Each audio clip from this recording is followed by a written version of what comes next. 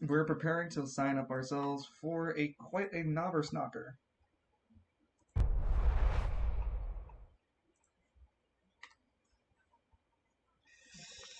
So the second bracket is going to start off today. Lance versus. Well, no, it's not Lance. It's just no. It's not Lance first though, because Falcone I think is the first one. No, Lance actually did win the fight first. Okay, so it is Lance versus Falcone. Because if Falcone would have won his fight first, then it would have been Falcone versus Lance, and then it's gonna be Murdoch versus Green Tea.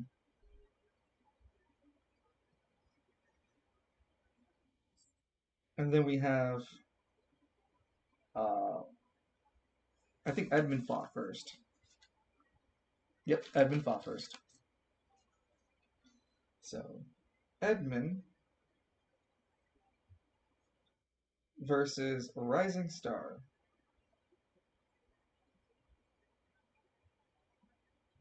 And then last but not least, we have Maverick versus Mr. Hall.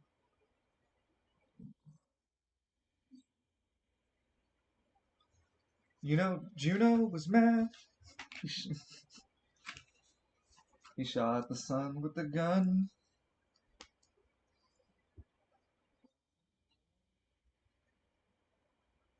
In the end.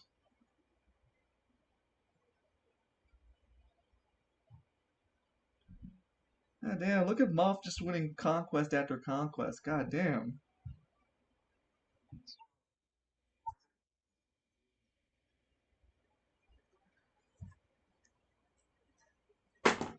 Okay. Shit, what am I pen? No, that was my lighter. I don't like pen. No, that pen's right there. Where's my black pen? I want that one. Yeah. Lion, did you send a pick me to steal shit from my room? Of a bitch. Wait a minute. What do you mean not as of lately?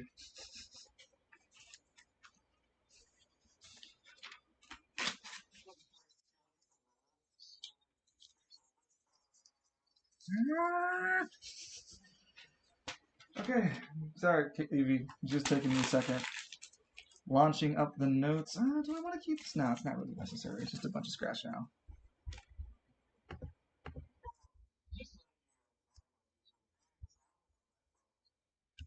Sure. What's up?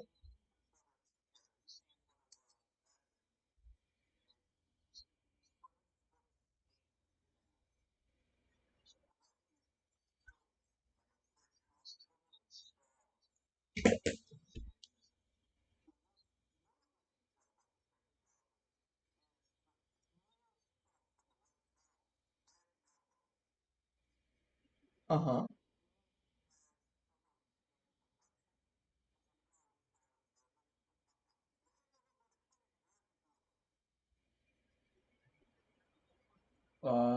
Can't say that I have before.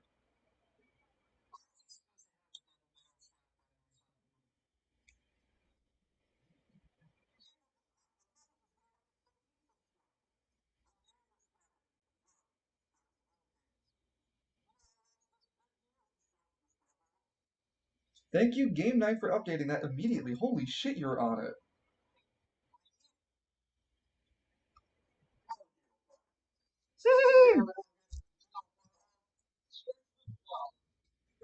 Oh, I like that.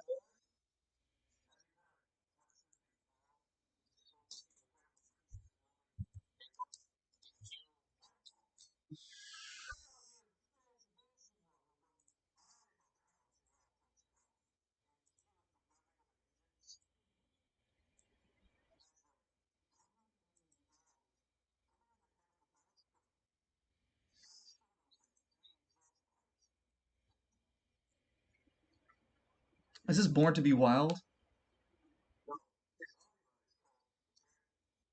The Bandit.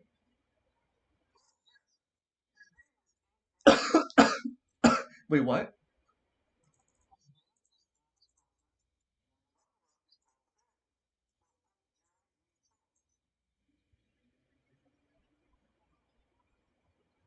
I look at I look at you, Edmund. Do you know this guy? Evie?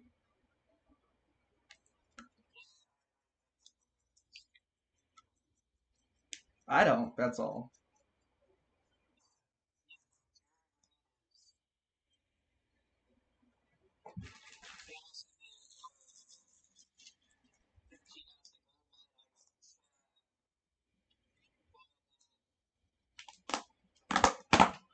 Oh, that shit's top of everything on it. Holy-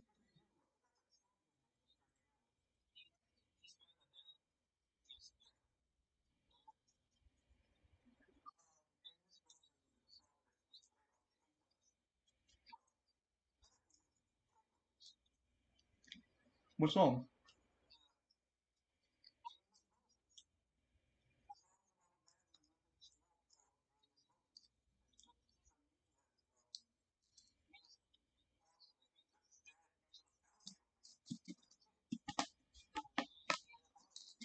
How's the song go?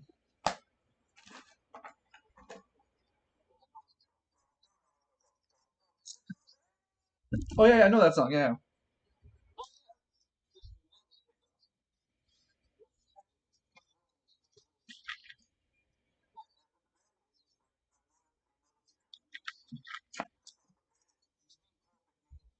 I have a really unique sushi.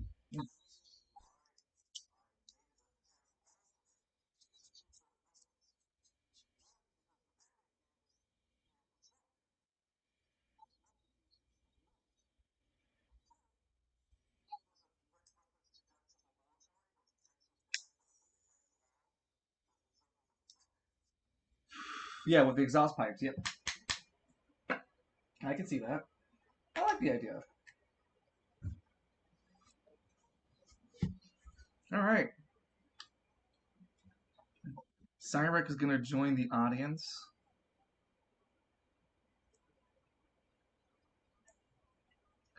Did I bring Sun and Night? No, I didn't.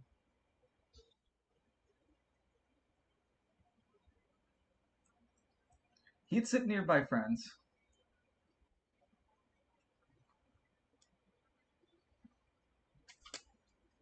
Okay, ladies and gentlemen. Hmm? Yeah. Okay. Oh, you are the start walking. You walking first. Yeah, it's Edmund versus Rising Star. I know you want to be second, but you lead forward first. Yeah, take your time. My name is Lawler. I've been your announcer for the competition for several tournament brackets so far. Just a reminder to everyone tuning in to Spiral City TV television. We are currently in the second bracket of the Symphony of Animas tournament. Right now, in the first bracket, in the first half of our tournament, we have Lance McKinley versus Bishop Father Falcone, Murdoch versus Green Tea. The current fight we are going to resolve today, Edmund versus Rising Star, in the second half of our tournament. And the last fight in our tournament so far is Maverick versus Mr. Hall. Now, Lance McKinley, we have you here ringside with us today. We wanted to ask some of your clarity about your previous match against Kana.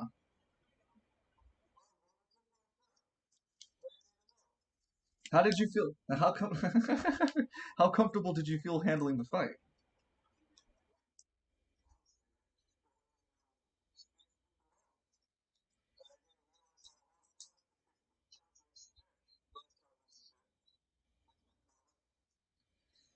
You went down. We all saw you get hit hard enough. How did you get back up?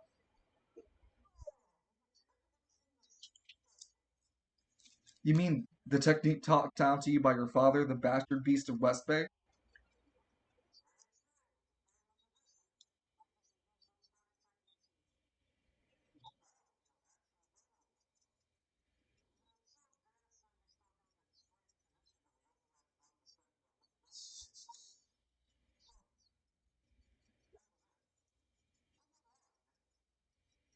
Will you keep up the family tradition, or will you get? How do you feel about your future fight coming up with Bishop Father Falcone? We didn't see much of his anima use, only that he could spit fire from his face, but that's typical of a demon, isn't it?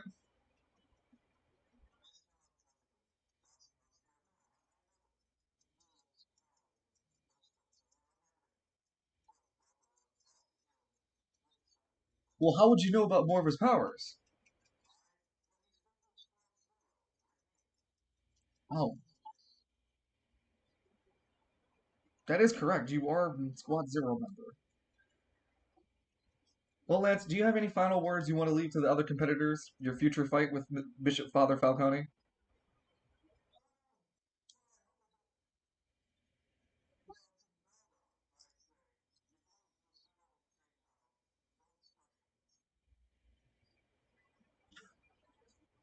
So you think Green Tea won't beat Murdoch?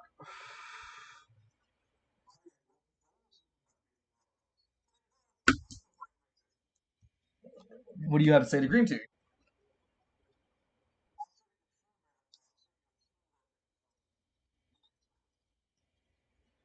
And you heard it here, folks.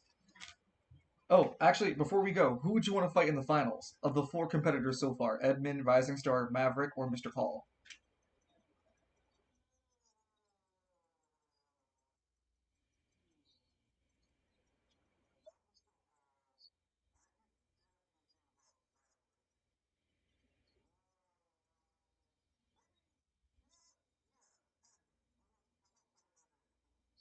You heard it here first. Edmund versus Lance McKinley. That's the fight that the Lance McKinley versus Edmund. That's the kind of setup he wants for the finals.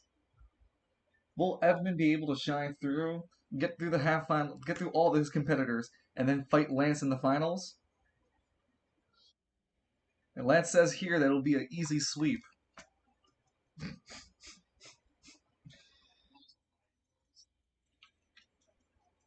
All right. Now I see that we're getting ready for the opening ceremony. It seems like we have a ringside request from the one of the competitors. He wishes to wait second. Okay.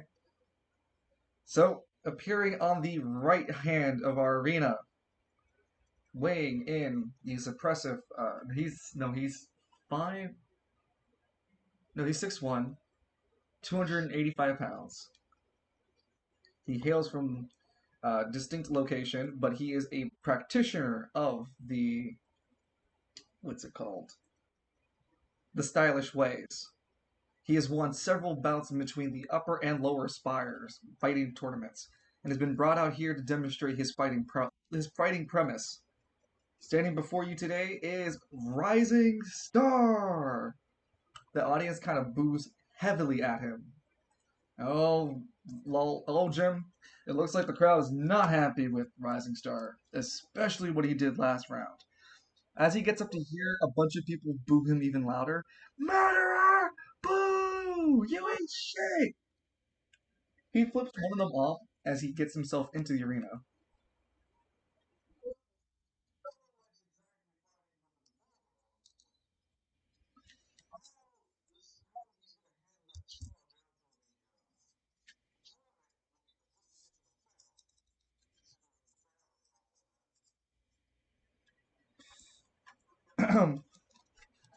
Well, we won't have to worry about those details just yet, because in our left-hand side contender, opening his character sheet to read.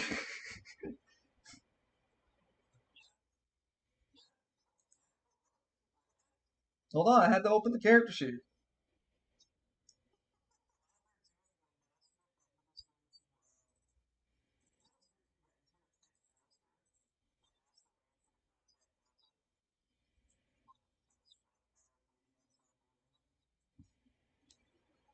When we speak of Looney, he appears.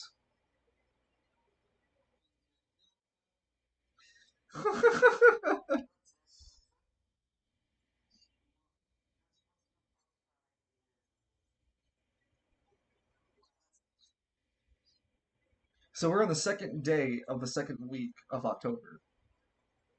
I need your character sheet. Where are you at?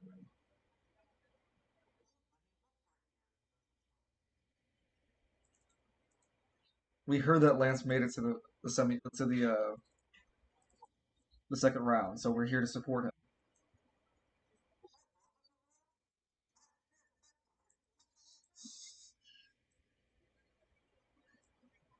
The field is covered in prismatic colors, as most interactions are just limited here.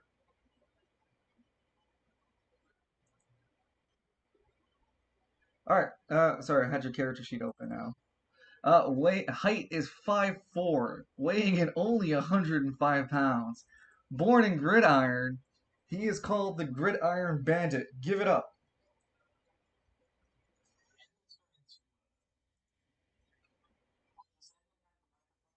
Yes, you do.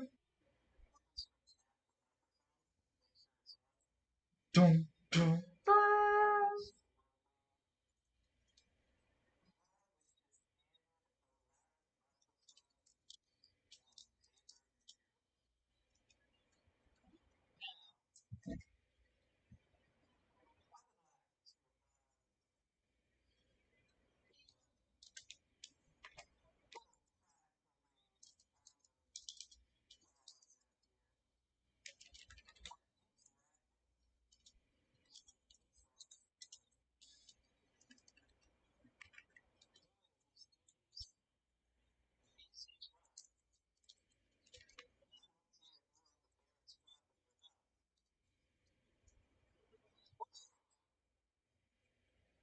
Dash for the pistol.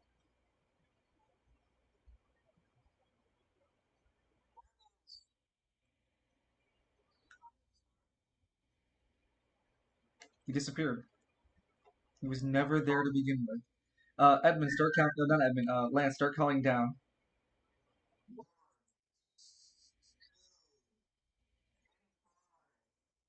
Lance, no, wait.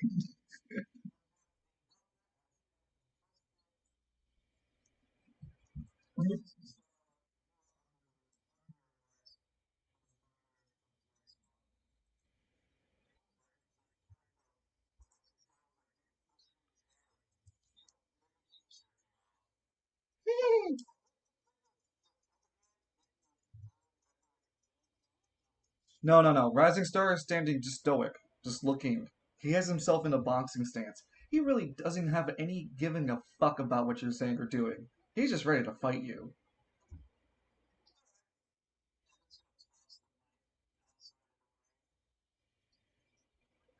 A pygmy runs over to the mic and picks it up. Ah, this has been live on pay-per-view. Free my people! He runs.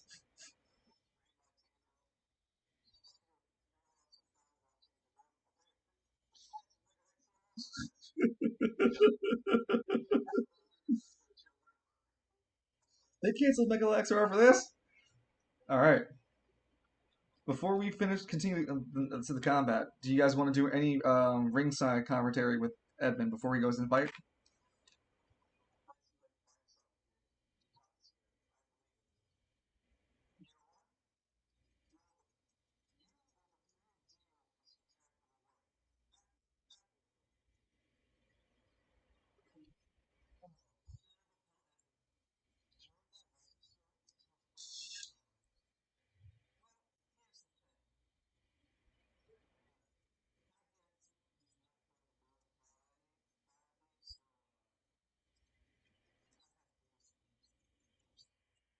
I did not authorize that.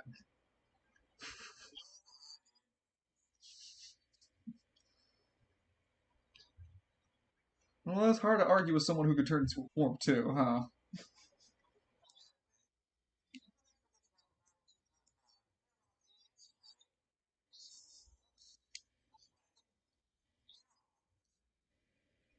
You know, another competitor turned into a dragon too. I'm just saying.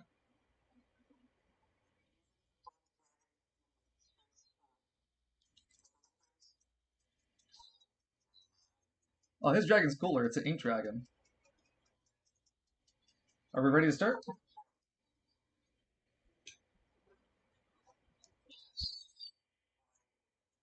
All right. We begin the first. So we begin the third fight in the tournament in the second bracket.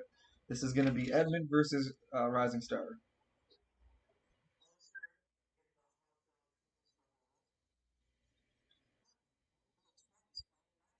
Actually, no. Mr. Halls would not even give him a hot dog from the stand. He doesn't have his hot dog stand, but he takes out a jumping jack and hands it to Alistair.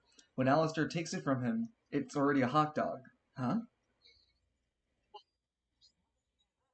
He just smiles.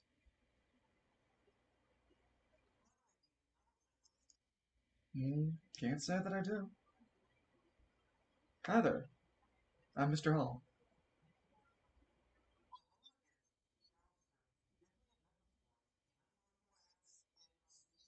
His eyes twitch a bit. East Bay. I've never been to East Bay. He was never in East Bay. What the fuck? What? Where? That's no. That's Travail. Not East Bay. Well, yeah. Everyone's seen me around there a time or two. I do hang around the bay. He twitches. He twitches in place, but I don't remember anything about a kaiju.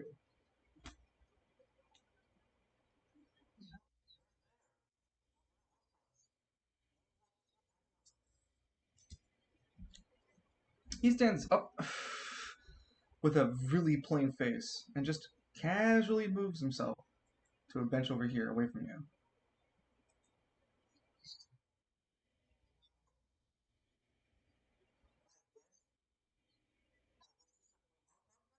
Yep. The hot dog stays a hot dog.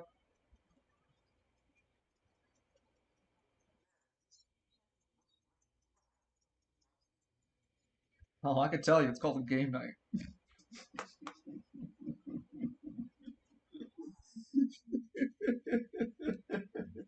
Oh, but anyway, we're gonna begin the first round fight.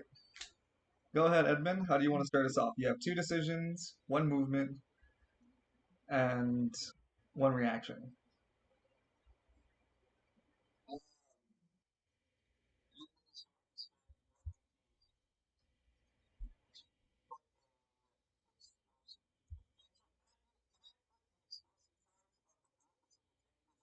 Yep.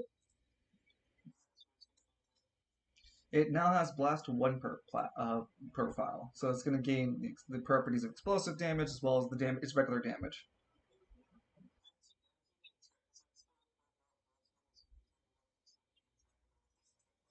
No worries.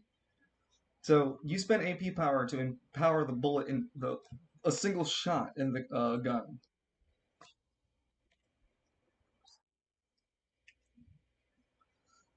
And let's just make sure that I'm running. Oh, I should really move these around. Yeah, baby, that's what I've been waiting for. Woo! Fucking game night. That was the best attempt out of 35 takes.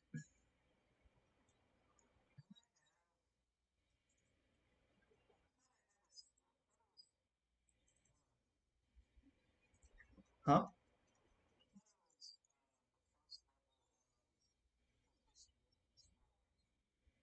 Not that I was aware of.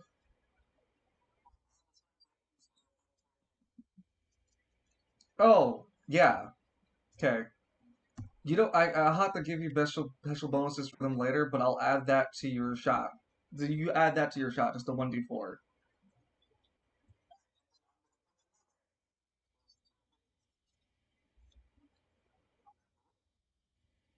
Okay.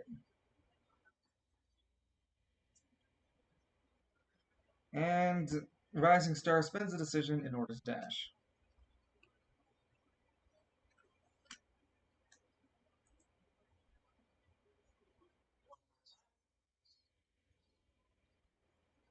Okay, so your single shot has three explosive bullets on it. And Rising Star spends a decision to hold the decision. The commentators notice that the Glock is glowing redder every time you place a charge into the bullet. The whole gun is now illuminated. The gun can shoot up to 40 feet.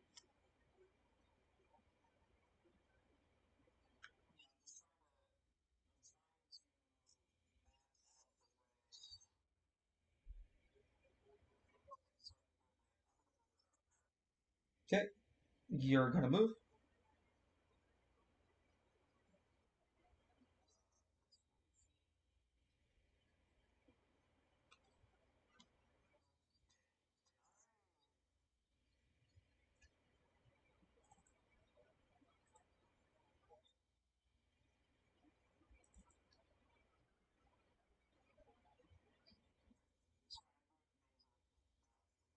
Well, that's why I also listed it as so you move into J15. That's exactly why it's listed. The whole board is like a chess piece for a reason. Yep.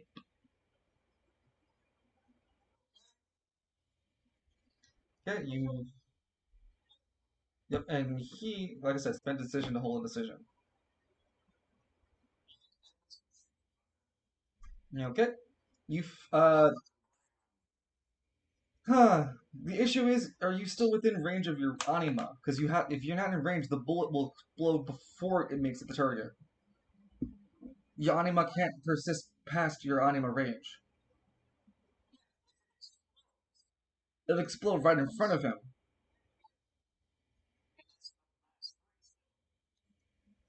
So you don't want the bullet to hit him. You just want to explode it outside the radius. Because his bullet, your gun is 40 range. Your anima power is 36, which is at 35. Okay, you're gonna hold a decision to get three next turn.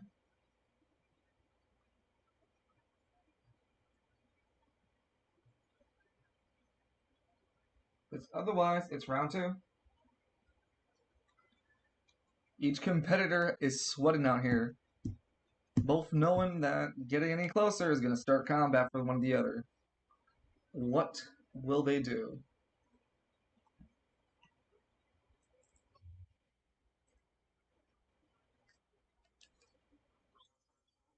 No, you just tell me what you want to do. Hold on.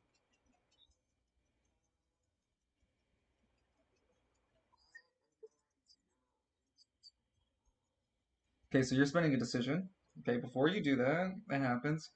Rising Star is spending an enormous amount of anima power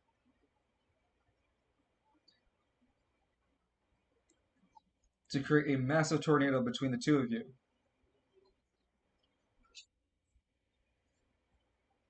It does block line of sight. Hmm. So you flex into the spectacular way, but you look up and you see a massive tornado in front of you.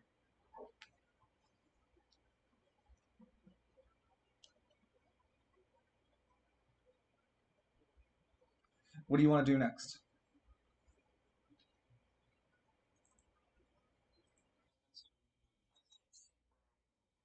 Nope, because it'll half your range because you're gonna have to move two tiles.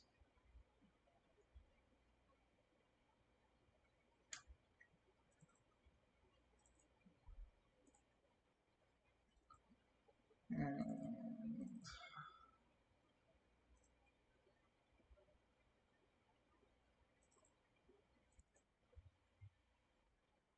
Okay, yeah, I'm listening. And it is.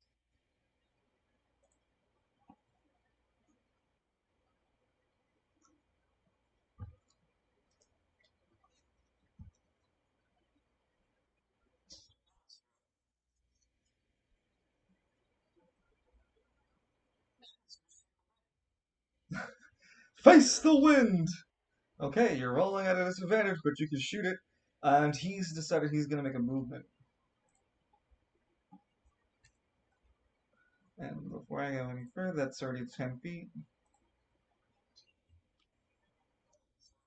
Um,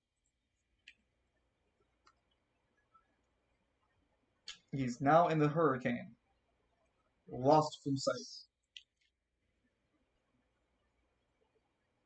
Hmm. You're firing at it, right?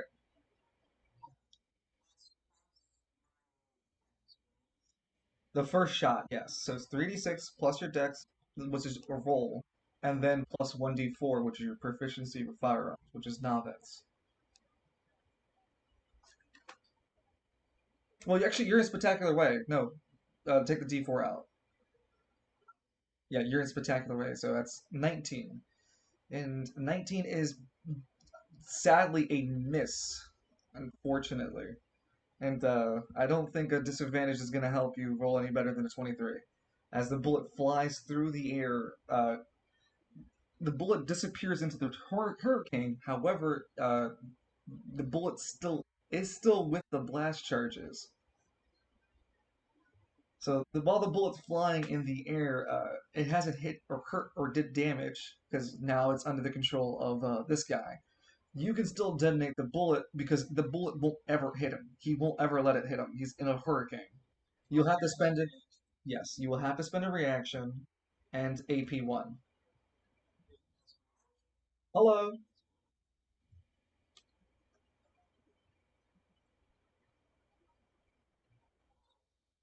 Danny.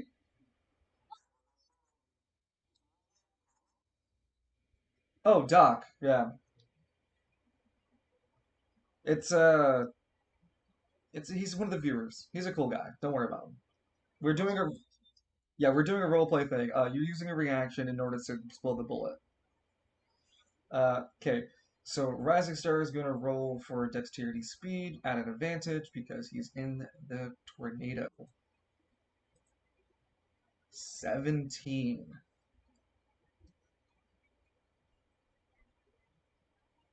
And you're Go ahead and make me a power. Make me your anima check power, like how you check for your anima powers. Yeah, go ahead and roll for that. You're gonna make the yeah, you're gonna make the technical number I'm trying to beat. So he rolled a 17. No, no, no, no. What's your anima class again? Mage. So it's gonna be intelligence and range. So I know your intelligence. I know your range is D12.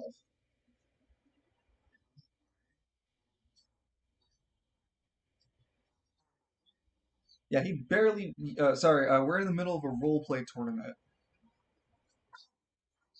No, you're fine. You can sit and listen if you like, but it's you may want to keep the stream up to see what's going on.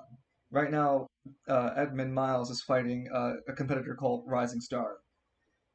Rising Star is in a tornado. Edmund just shot a bullet with a lot of explosive power into the tornado, and now we're resolving it. You made a 16 for the technical check. Rising Star passed it with a 17. He takes half of the explosive damage, which is 15 explosive.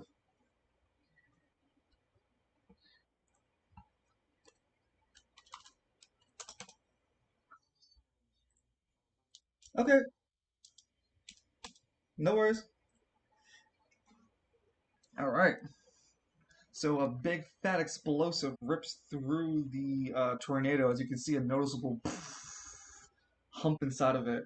After the damage is done, Rising Star is going to take a reaction. After damage is settled, he is going to move.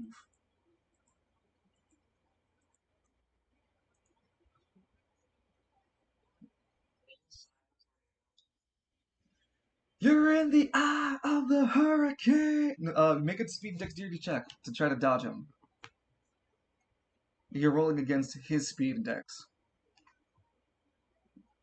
He's not going to roll one, but it's his passive.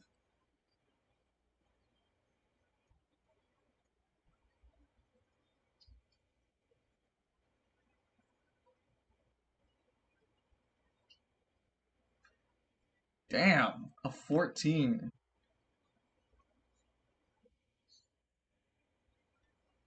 Close. Nah, no cigar. Sorry, you're caught up in the hurricane with him.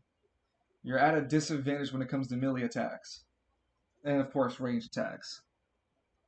You'll have to make a dexterity check to get out of him. But he's also spending an enormous amount of that AP being in there with you. You still have one decision left and one movement.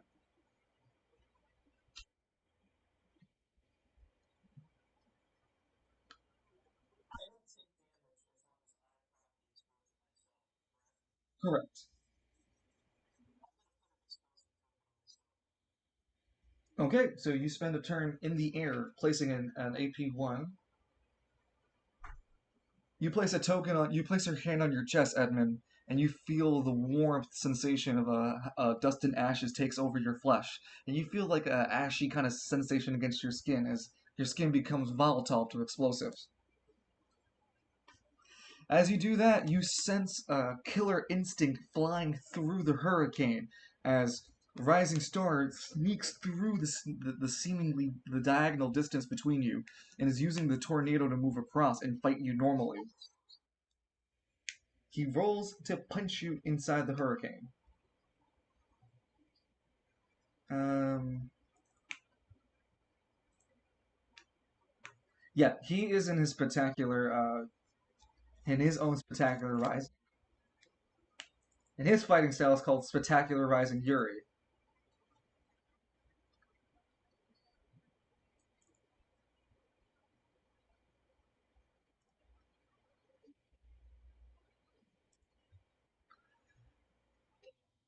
He hits you. These abilities cannot crit. He deals 31 raw.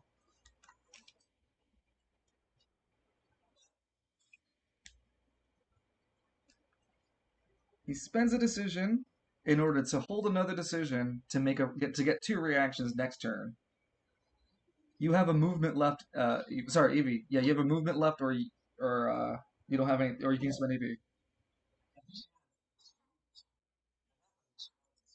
Yeah, you do. You have another decision and a movement. Yep.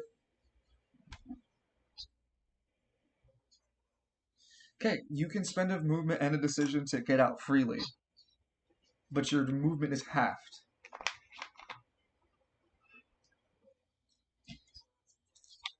No, no, no. If you're spending a movement and a decision, you can get out of it freely. Yes.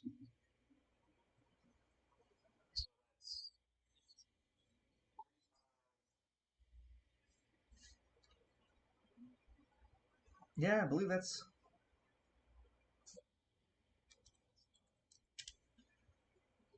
15. Yeah, it's gonna be 15. So yeah.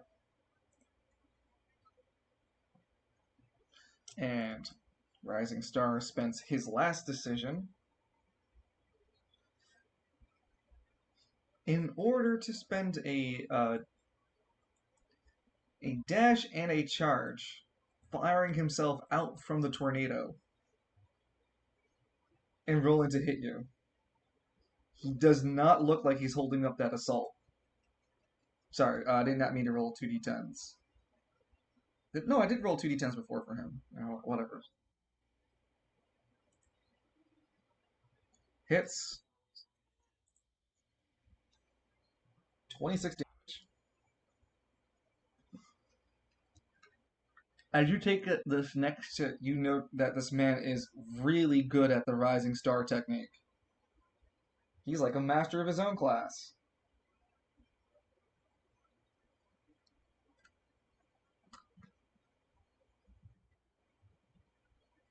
All right,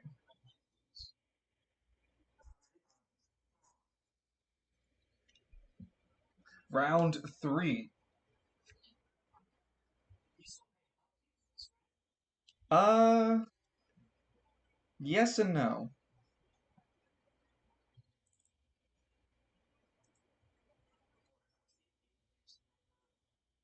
I said a lot of AP. I've been saying small, medium, and a lot.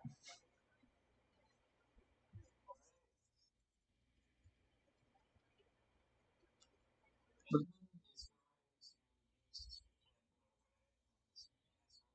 you're gonna attack him? He stands there taking the hit, but he's faster than you. He goes first. He also makes a decision to punch you. He doesn't hit. Yeah, it's a 17. You were an 18. He does not get any special advantages. He didn't roll for anything with it. He just fling. Huh? What? He looks down at Edmund as he Edmund, you have this perfect opening at his chest.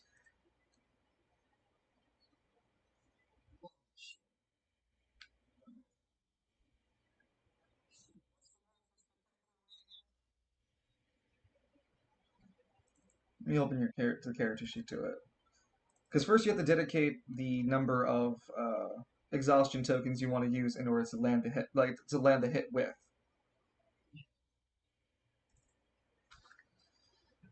And I believe. Hold on a second. Spiral tournament. It's gonna be over here then. No, it's gonna be in this one then. Um, you have journeyman in this fighting style, so it's a 4d8. Yeah, 4d8 whenever you swing for accuracy and damage. But whenever you deal damage, it's only your mastery, not anything else. If there's a weapon involved, then that's different, but we get there when we get there. Um,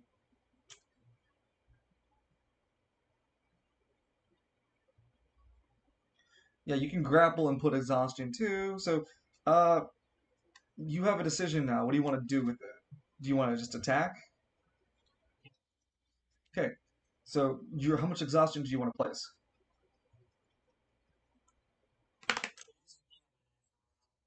That's what your fighting style is all about.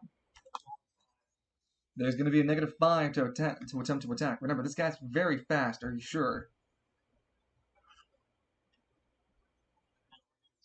Okay. So you get a -2 modifier to the roll.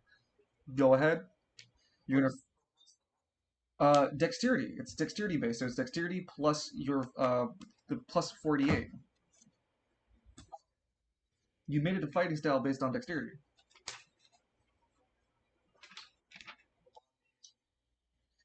25 going down to a 23. That yeah, it is a hit. So you don't crit with skills. Otherwise, y'all be fucking dropping dead left and right. Just roll for the 48 for damage. So he takes 4 exhaustion. You take 2.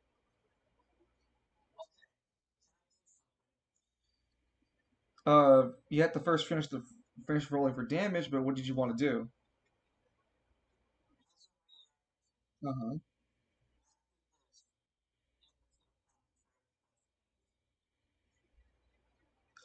Um, sure. So you spend a reaction to so you deal what's it called? You deal 25 damage to him flat.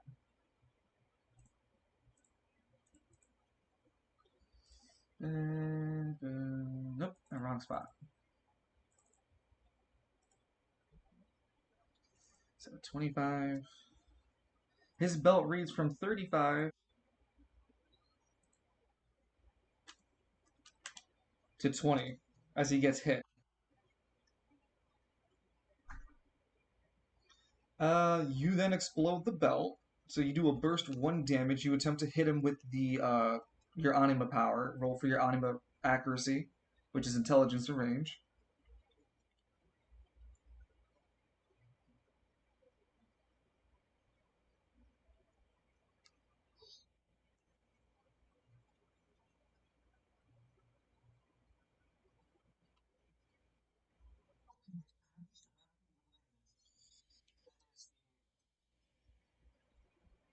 You can remove the -2, the 12, but the 12 doesn't hit anyway. Yes. Yeah, might as well. I have been WYSIWYGing this whole system. I'm just gonna remove the space stuffy too. Fuck it. I don't care. I've made the system. The system's way more broken than it had ever been, ever planned to be, and it still works because of. I look at notes. Hmm. Well, all the math says it shouldn't. Let's hope that. Let's hope the roleplay lasts long enough until it ends.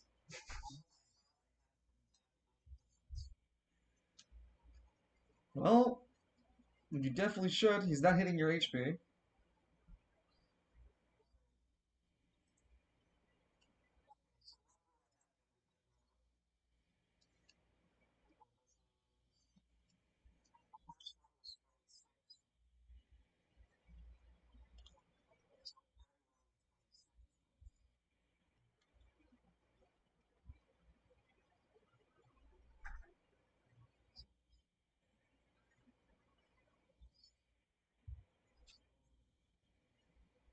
31, 26. Yeah, he did. He hit you for 31 and 26. Yeah.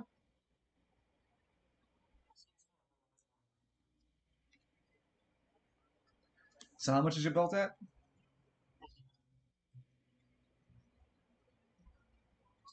From 100 to 59.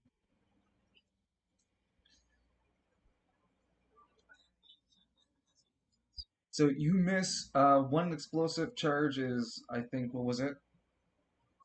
Five. Two. The belt goes down from two, but as you hit him, he spends a reaction to punch you in the face. He's rolling at an advantage, disadvantage because no, yeah, he's rolling at a disadvantage because it's a reactionary punch at you. The exhaustion token's at a -4 to the roll.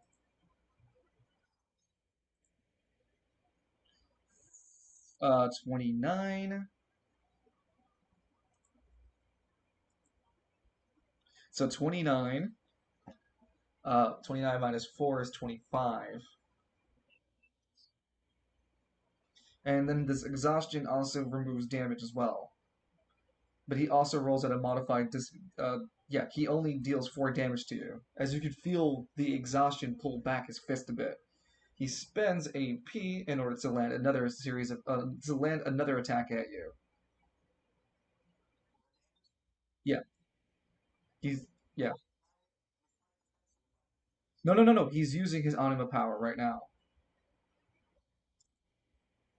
and he deals 14 to you.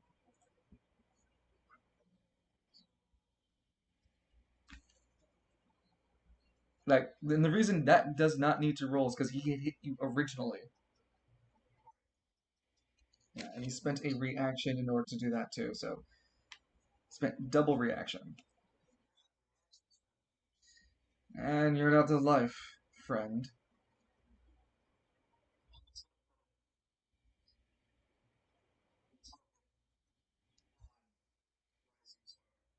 You have to roll for accuracy.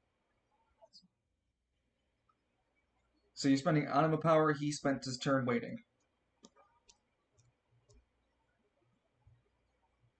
16 is not high enough to hit. He dodges your mark.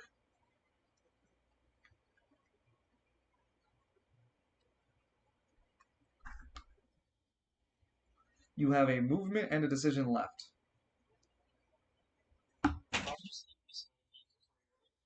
As long as you can pay for it.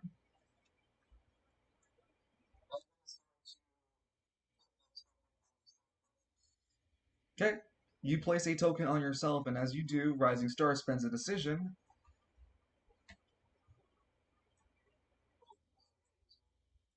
Yep, he waited his last turn. And moves the tornado up. Roll a dexterity and speed check in order to break out of this.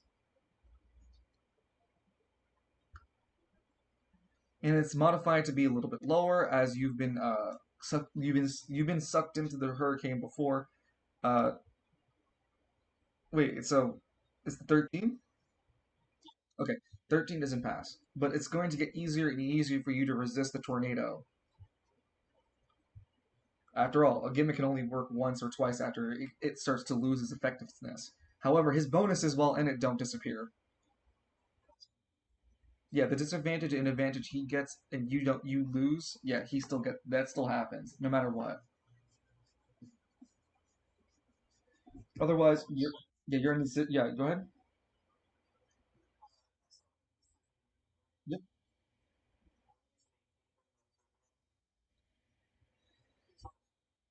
On yourself, no worries.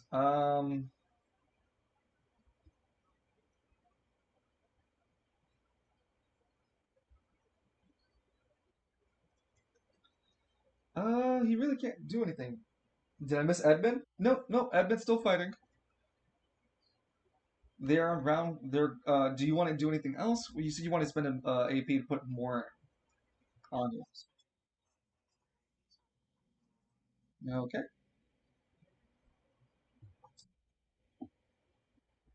Edmund is glowing red hot to the audience as everyone notices that the tornado has like this like one really red thing floating through it. You have a decision and a movement left. Use a AP to explode. Roll for your dexterity and speed. No, sorry, not use your roll for your anima power in order to land. Yep. He takes half damage, taking 15 to the belt again.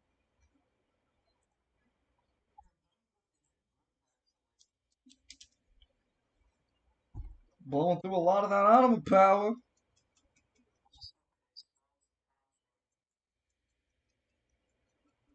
Oh yeah, no. Every time you've been blowing the hurricane up, you've noticed that it's taken nothing. And if you're looking for that effect, yeah, no, you're not dealing enough.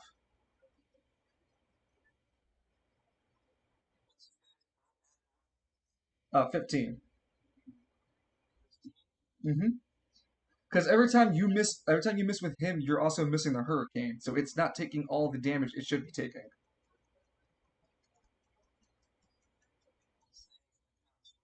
No, it's a construct. You're just missing it because it while he is inside the tornado, it's also him.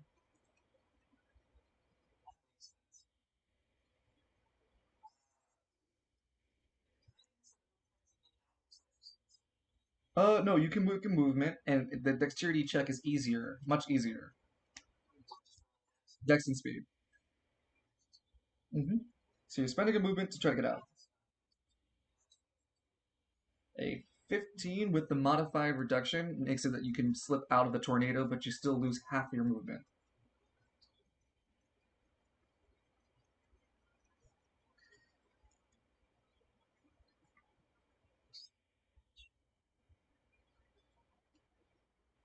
I pitched Overarms to a friend right now, and normally I introduce future games with a title, an overview of the system, and overall the plot. The way I pitched it was Six Big Hot Men Fighting God as the title. It could be like that. You can get to that point. I mean, I look at Falcone wearily. He might become a god.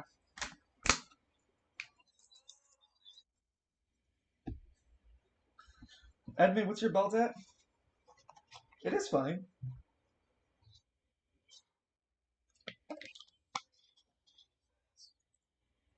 His belt is at 3.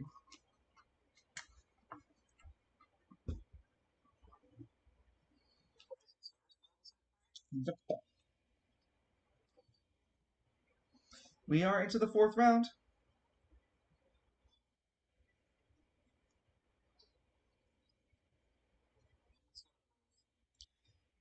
You make a movement. Go ahead.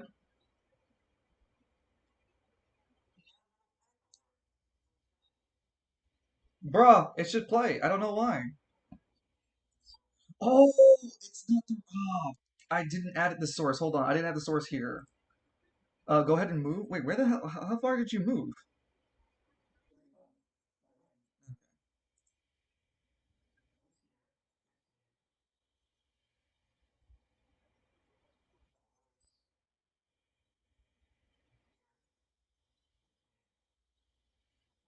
Okay. Can I redeem something to heal him? Nope.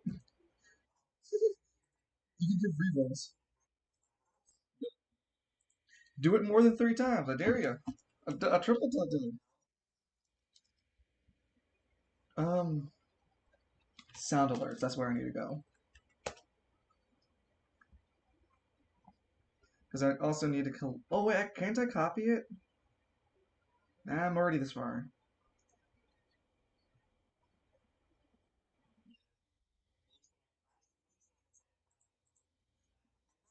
No, you can if you have range too. I said if you were to shoot, you'd lose 2 range, but you could still shoot on a diagonal. But it's only 2 squares from the diagonal.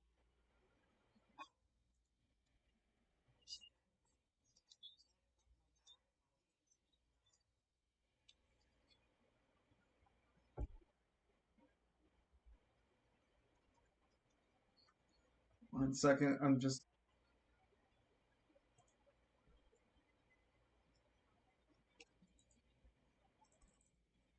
no. Oh, it's disadvantage to rise star. Okay, that was a sound alert. I was like, don't, not yet. There you go. It's set up. Congratulations. I did it.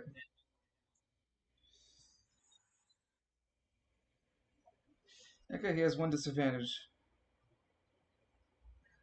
Okay, enjoy. Enjoy the fruits of my labor. Okay, uh, Rising Star spends a decision to hold a decision for next turn. You have two decisions and reaction. Oh my gosh. Anything. And Rising Star spends a movement. Actually, no. Rising Star does spend a movement, but he uses his movement to fire himself from the tornado. Then he sprints.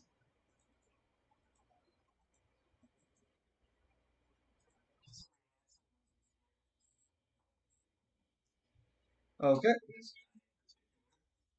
While he moves over there, his hurricane disappears. And while you spend your reaction to fire at him, he spends his reaction. Uh, he spends his reaction with a little bit of AP and easily grabs your bullet in the air.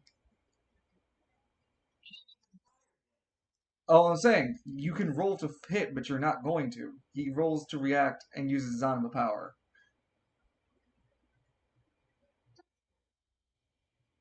He moves like the hurricane. You think he can't grab a bullet out of the air?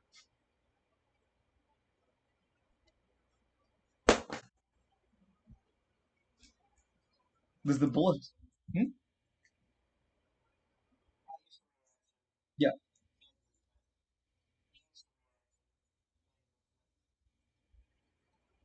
Yep. He's down to one last decision, and so are you.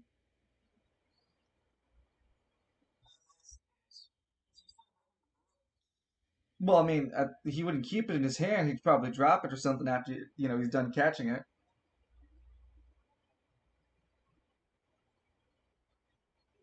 You could still target the bullet since I would say it's close enough to him.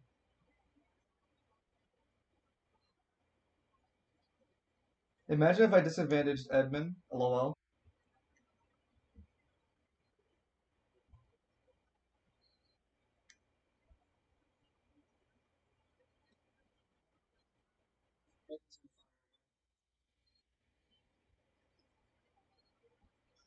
Okay.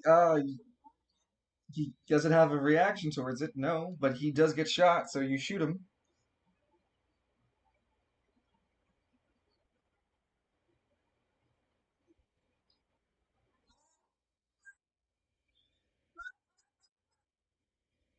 And you're not using a fighting style. Uh,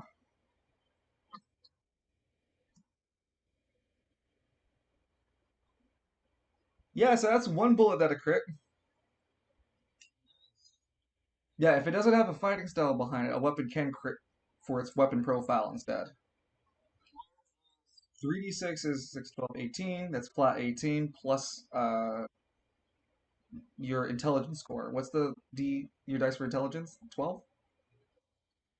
So, yeah, that was just 6, 12, 18, 30. Yeah, just 30. You did 30 damage in a single shot.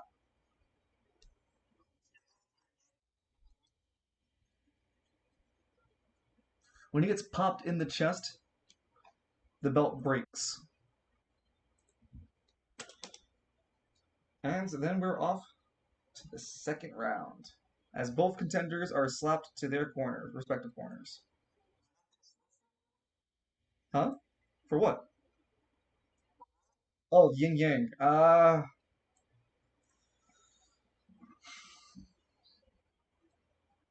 Roll a d100 for me.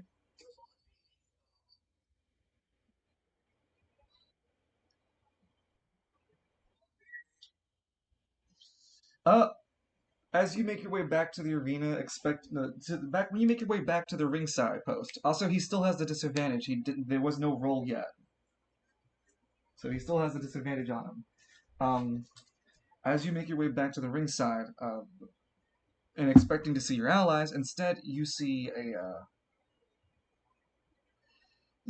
a large bear-like creature sitting at the arena side. I'd say it'd be right about here by the staircase. It'd about be fat square.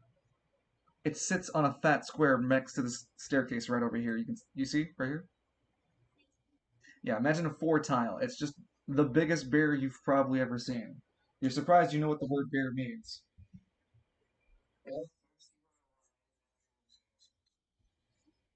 Mm.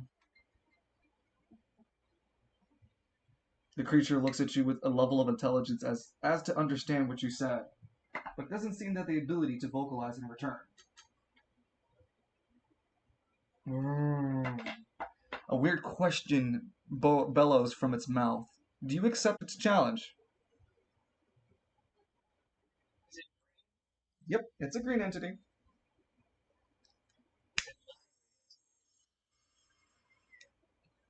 I shrug. It's a green entity. It's not hostile towards you. It's just a large one. Large bear-like creature. It's clearly got talons and maul with rows of sharp razor-like teeth. It's definitely apex predator, whatever the kind it is. But it seems very relaxed and even jovial to be in the area.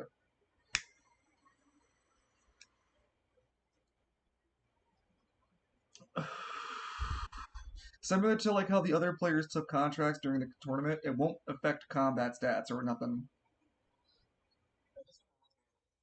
Mm. You see, you see its eyes are blue, and you look deep and notice that there is a level of intelligence profoundly better than most of the people you've seen in Spiral City.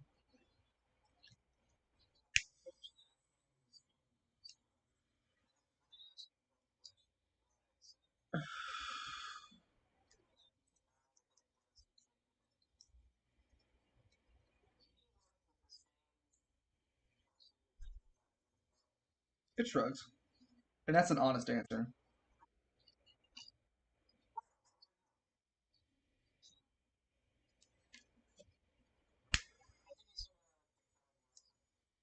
Before you do, before you do, there is this is a chance. This is always this. There isn't always a chance for you to continue rising up in the green. These are considered like speed bumps and whatnot to get through them, and this is a month-long cooldown. It won't be, yeah. It's in the a future case, you might still get an offer to get something to get promote you in green, but then I can make it a combat stat or something different. This would be the only place you can get a celestial without like that kind of debuff.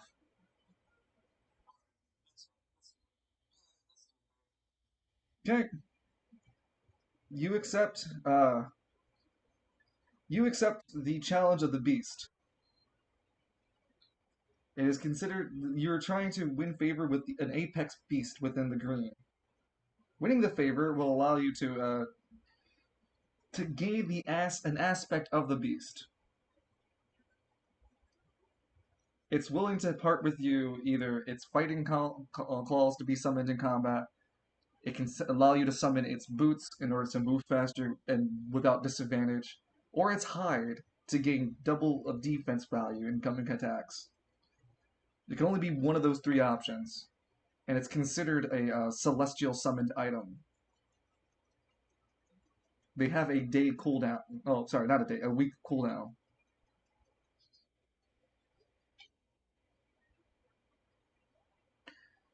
Now the challenge behind no, of course you have time to think about it. I'm just letting you know what they are ahead of time.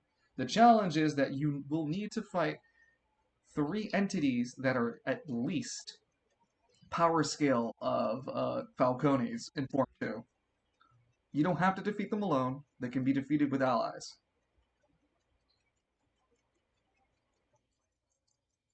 You could fight Falcone, but it has to be an actual fight. That is the challenge. It is called, like I said, it's called the Challenge of the Beast. You must fight three apex creatures that reside in that power scale, and you can fight with a team.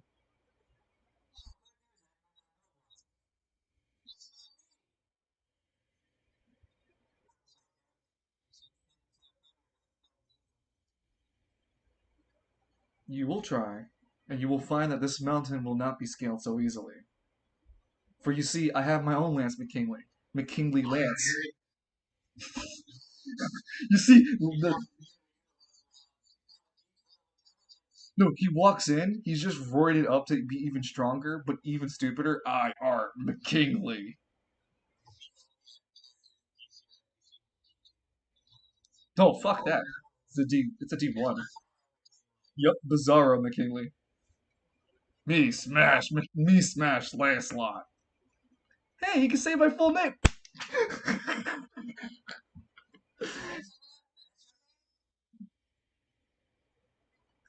Jenny, you still there?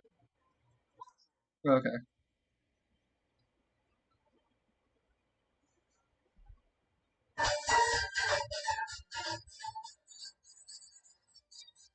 Half of your current AP is restored. Mhm. It's only when both belts are broken that all AP is restored.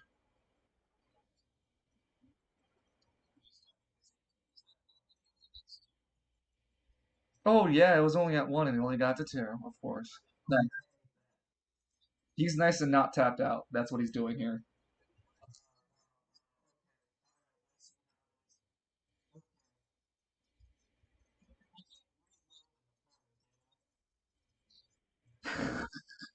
Before the fight begins, you just sack. You have to. It's in round, in match. You'll have to spend a decision.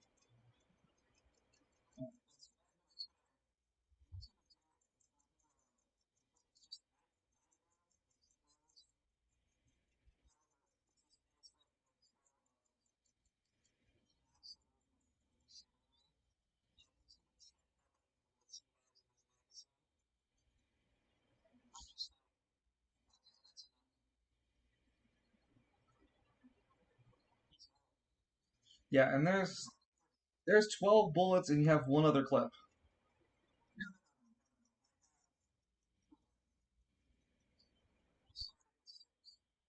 Ah, so your other magazine only has six other bullets. How many bullets is that? So you had 12 to begin with.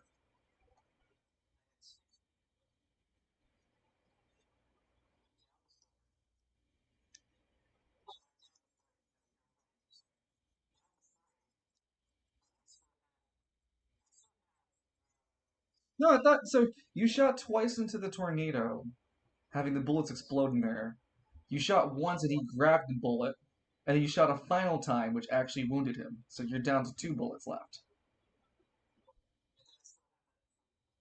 Yes, but why would you start with only six bullets in the magazine? Ah, I see. Nope, just one. Because again, fight of anima powers.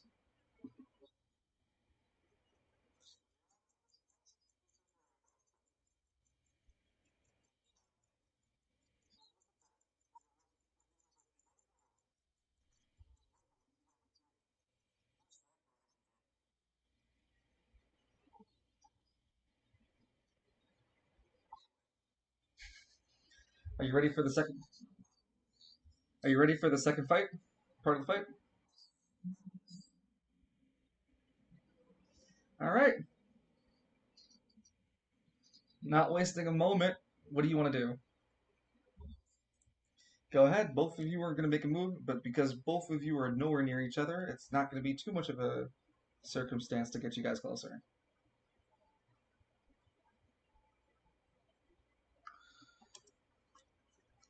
So what do you want to do? You spend a decision to reload, but he goes first.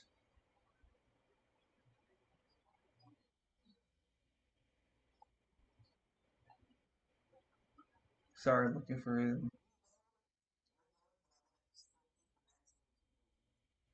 Okay.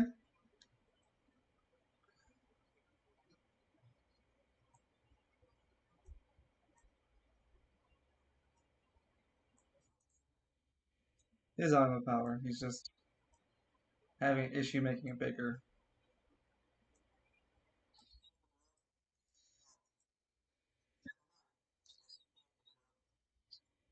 All right, your turn. Yeah. Yeah, pop AP into it.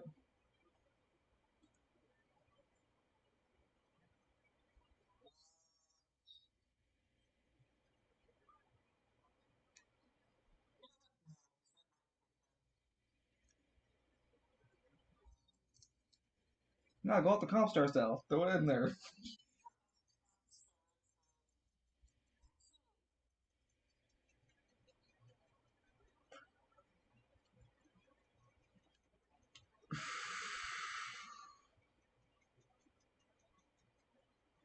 He still has a disadvantage. He has not rolled yet. You're spending a weight. No, you're fine. He spends a decision in order to dash.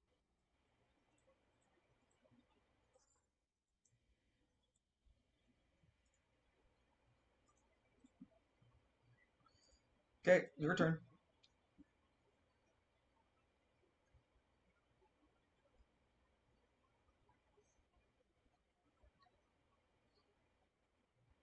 Damn, was that Kayla's laughing? Oh, okay, I was like, damn. You begin to glow as you turn red. He spends a decision to hold a decision.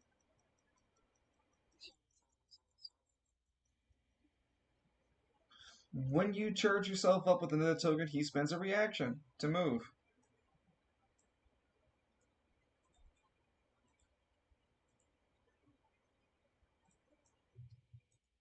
Hurricane getting closer.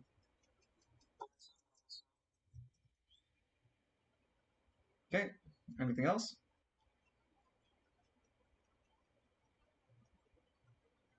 You are like head to toe covered in ash armor. Lance, he looks like an ash knight. He's got the tassels and everything to make him look knightly.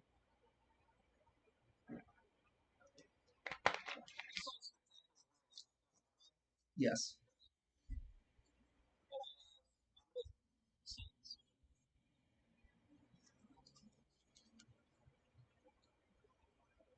Okay, you're saving decision.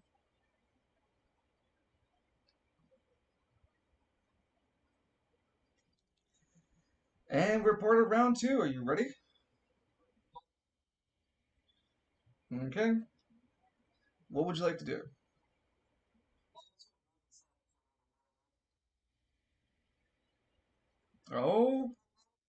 Okay. Actually, when you go ahead and move, he makes a reaction. Go up, yeah, go up to as close as you can. Go as close as you can. Right there, he spends a reaction in order to spend AP power and swing at you using the tornado's range instead of his normal range.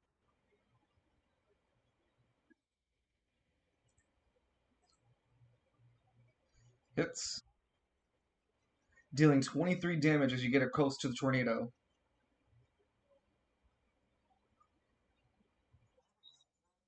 You're taking the damage, so yeah, you can still react.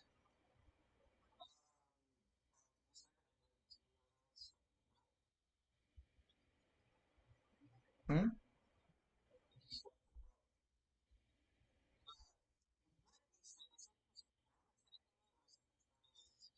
It's the wind of the tornado.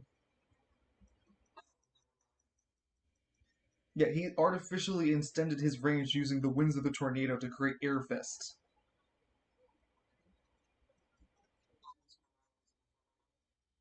Okay, so you're not spending a reaction. Yeah, you can continue your movement, but you still take 23 damage.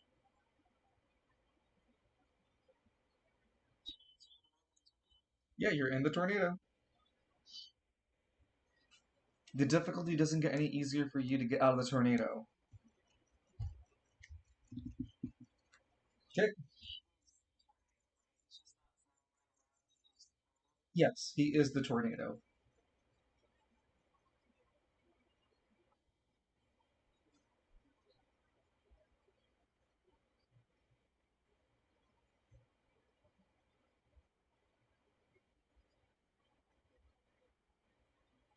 What would you like to do? Nope. You spend a turn waiting, and he spends a turn moving. Right here.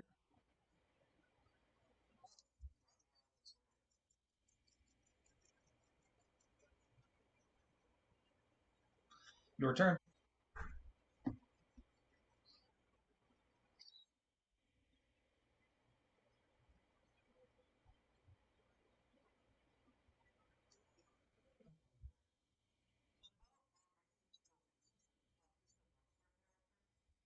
Nope.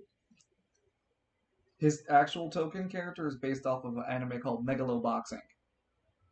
It is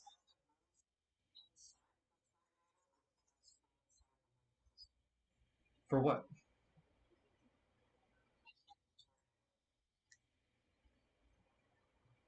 You can hit the. So you want to hit the tornado with a gun, like shooting it? How?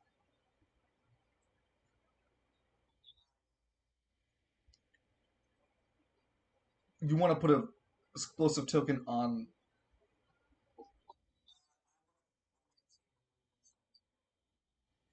You have to spend a decision to dash. Okay.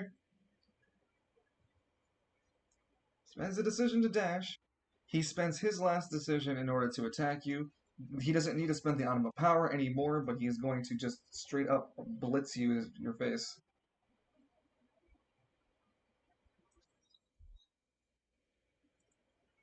That would hit. Rolls another 23 points of damage. That also gets. Yeah, go ahead.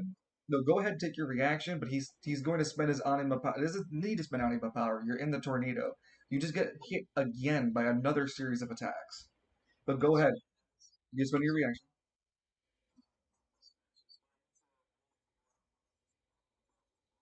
But yeah, before that happens, before you make into such action, add this value.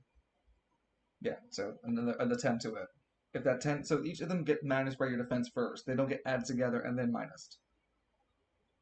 Though if you wanted to add them together, you would minus it by your defense times 2. You're taking 23 damage, and then another attack from the tornado automatically hits you again and deals another 10 damage to you. 23 minus this, 10 minus defense.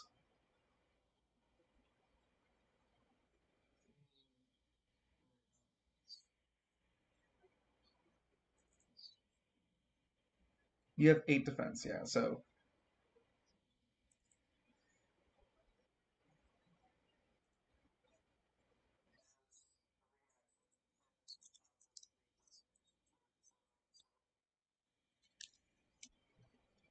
you took 17 damage to the belt. And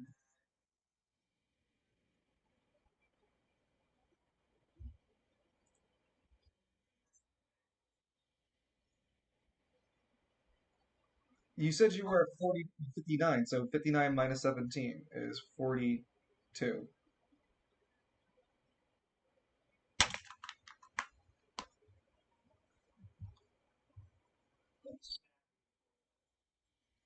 Yeah, he hit you twice, now you explode. You roll to see if you do full damage or half damage.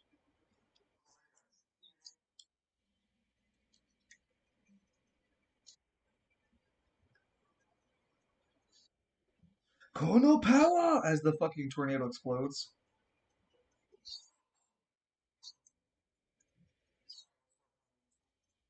No, you're fine. It's 42.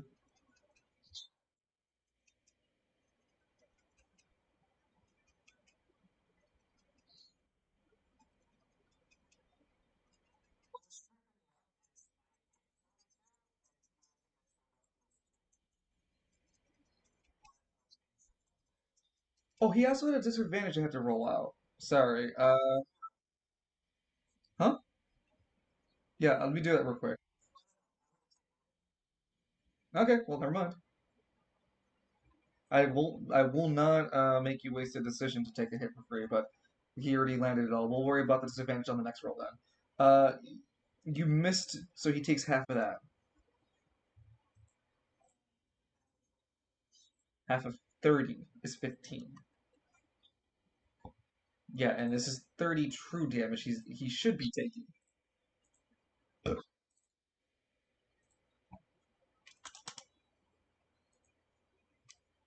Yeah, it leaves it like you can't see it, but you definitely like there's definitely like air flying around, and there's blood just like splatting, and then like a 360 in the tornado in the area around it. So he's bleeding badly, not hurt, dead, like not near death or whatnot, but he's hurt. You heard him. He's like blood over here and blood over here and blood over here, like splats and shit.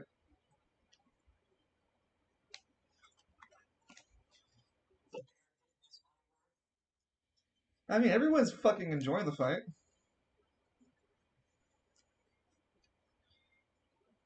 So you spent an AP to explode too, and you used a reaction to explode. No worries. It's your turn. You have one last decision. Well, two more decisions. Sorry.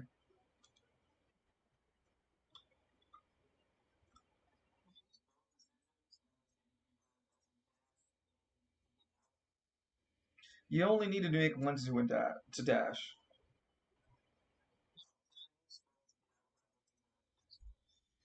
Yes, but still half distance. You dash out half distance.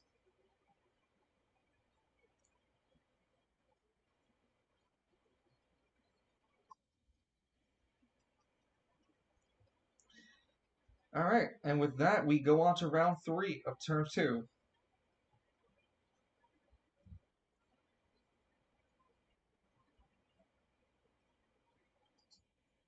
Oh, he held a decision. His last decision was that he held a decision to get another reaction.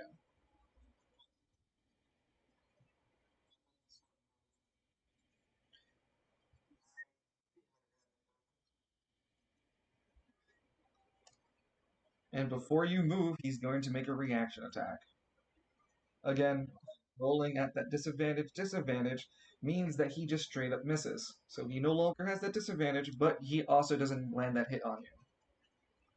He does spend AP in order to do that. So straight shooter's disadvantage is gone.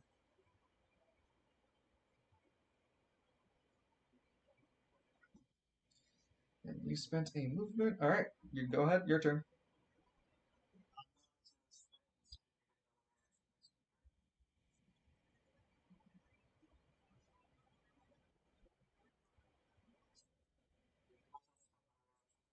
Nope, that's a decision.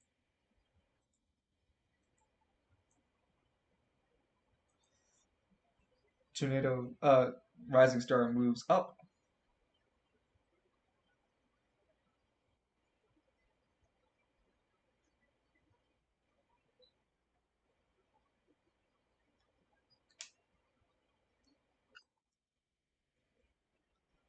You have a decision left and a reaction, Edmund.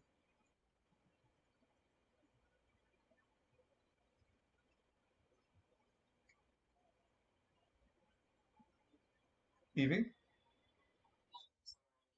No, you're fine. Just want to make sure you're still there. It is an intention.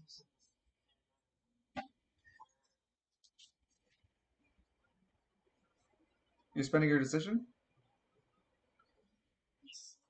No, do not move yet then, because he's spending a decision to dash at you, and he moves first.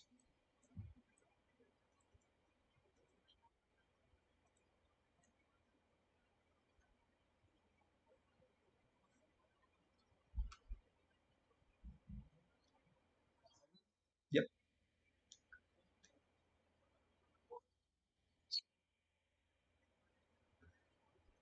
As you stick your step forward, he also had another reaction, so he attempts to attack you again at a disadvantage, using some more AP at that. So while you moved to where you did, he still swung where you were. At a disadvantage,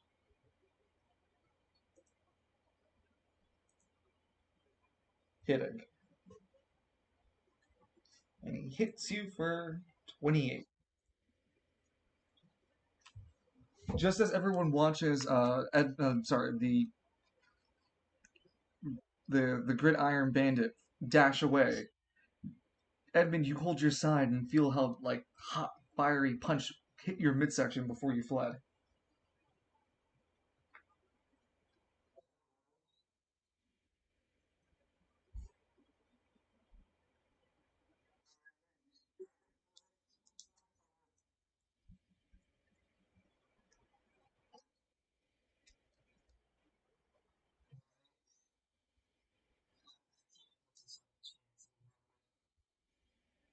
Edmund looks like he is getting closer and closer to that arena edge. Can he keep his distance while still mounting an offense? So we're gonna go strong into round four of fight two. So we saw that the last fight ended in round four. There's a good chance that the fight could end here on this round. So Edmund, you're gonna use AP power. You spend AP to put explosive powder onto your body.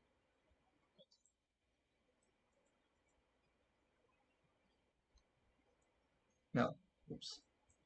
So here, that's 10 feet.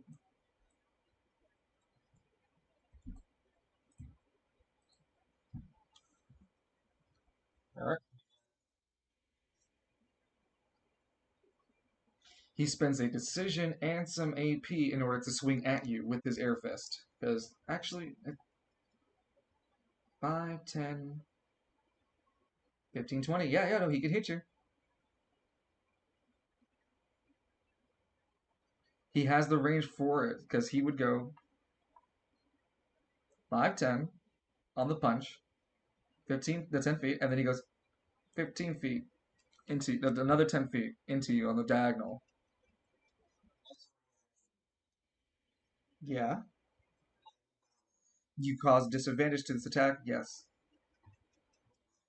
Yeah, because he's spending a decision already. Yeah. Oops. If you were to take damage, you're taking it at a negative value. Not a negative value. You're taking it at a reduced value. So he rolls to hit you.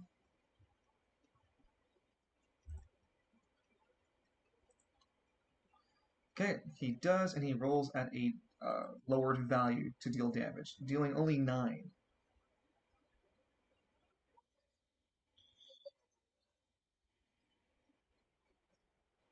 You move?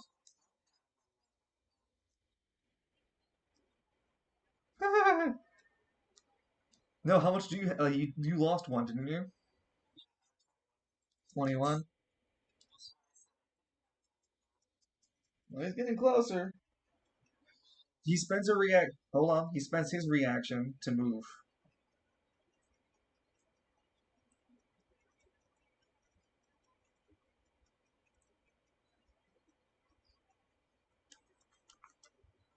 Sorry. Hold on. Let me shift him back because slide him over the actual person token.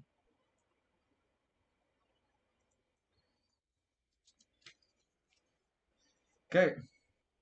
You have as he moves closer to you, you can make another decision. You have another one. On who? On yourself? Okay, so you spend a reaction to do that? Okay, no, I'm just letting. Okay, so he's just gonna slide it into your toe tile. Okay. Oops.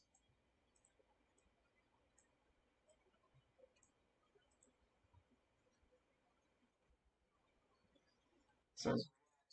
Uh-huh. Oh, hold on. He's not. He hasn't gone yet. He is spending a decision in order to attack you.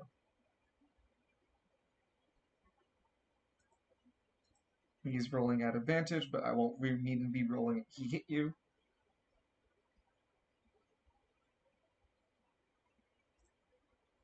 He deals 33 damage. And that's not the fault. That's also not including the follow-up damage.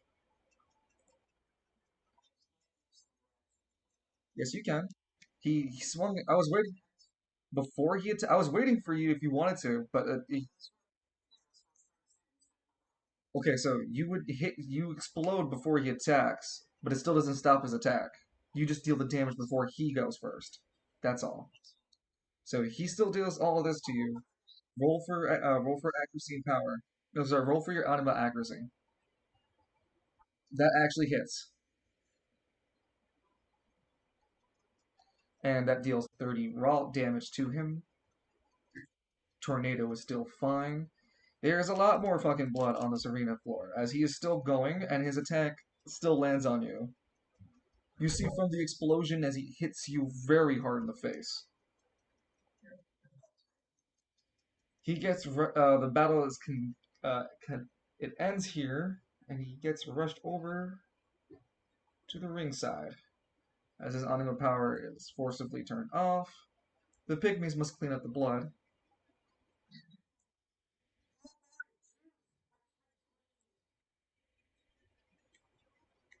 There's a pygmy here, and there's also a pygmy here having to clean the tornado because the tornado is leaking ragu sauce everywhere.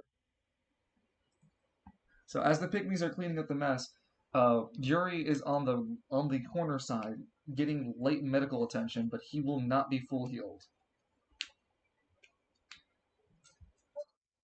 His AP is fully charged, and so is Edmund's. Huh? You're not supposed to be full healed at the end of the match. To the third match, there's only a certain amount of HP you get healed. The advantage is supposed to heavily favor the person who broke the belt, and that's what the purpose is. Took him 8 turns to break the 100-point belt.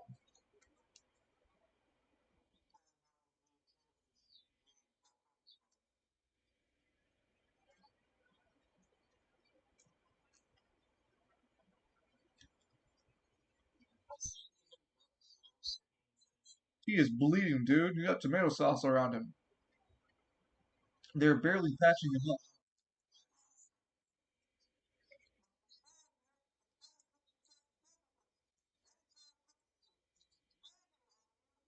Yeah, he has explosive. He has explosive wounds from every fucking time you've used Dust and Ashes.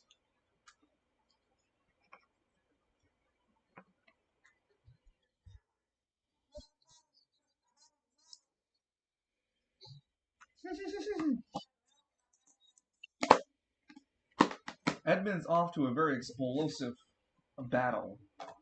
It's currently 4 rounds, 2 fights. Rising Star is refusing to back down anyway, so he doesn't care about his health. Oh, his exhaustion tokens are also removed. No, that was only the first fight. Yeah, when you guys got into the second one, you didn't reapply it.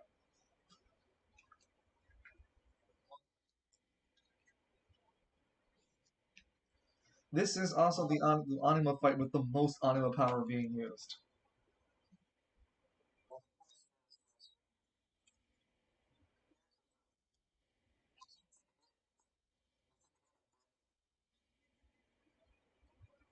And Rising Star will definitely want to finish you off. You do have a chance if you go into the spectacular way. No, no, no, no. What I'm saying is, if you risk it to go into overcharge, that's overexhaustion. Because when you go into an overexhaust, um, while overexhausted, you gain advantage on attacks, and you can stay in that form for up to 6 turns. And if you manage to stay in that form for 3 turns in overexhaustion, you can heal 5 true HP and gain 5 temporary HP, but it's only a daily effect.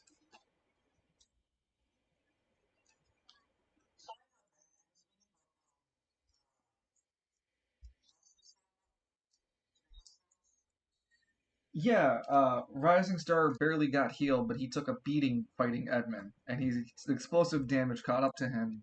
He's bleeding all over the place, but light medical healing has been given to him. But it's very obvious. A few more explosions, Edmund, and you will beat him.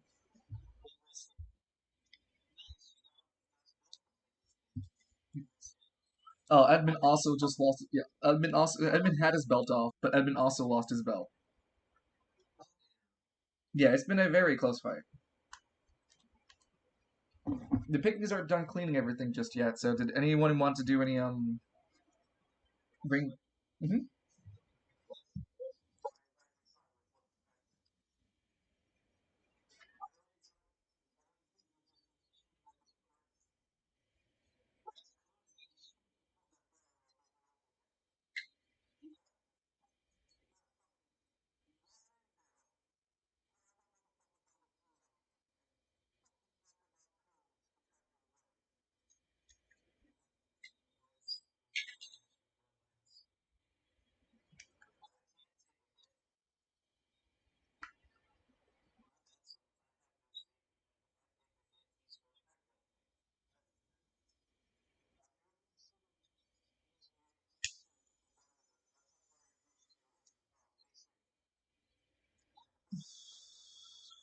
No, you did not.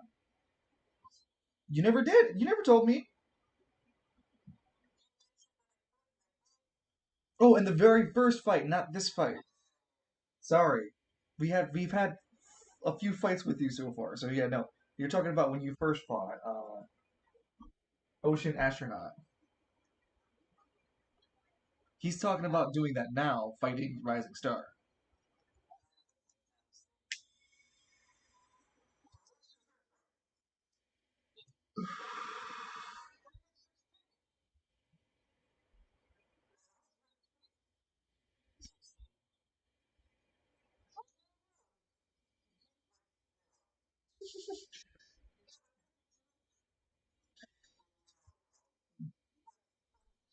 Hold on, not the Ranger, but Cyric, not Cyric, shit,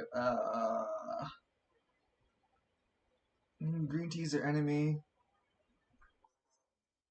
Steiner, yeah, Steiner would appear next to you, Edmund. Hey, I've been watching your anima, and I see that you can place animas on yourself. Have you ever considered making a trap for him? Instead of risking yourself in the middle of the fight? Bait him into a spot. He's been following you around. Maybe you can even use that mind to try to trick him up.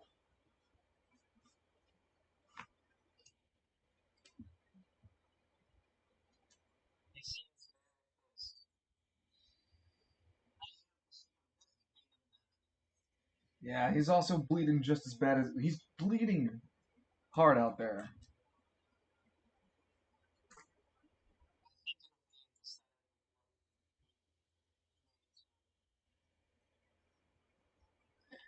When you take a better look, it's definitely AP3 or more.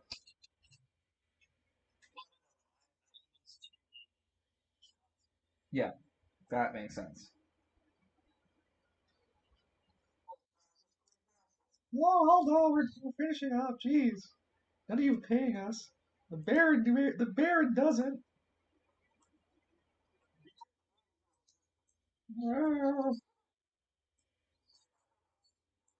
They flee the stage as the arena has been cleared of blood.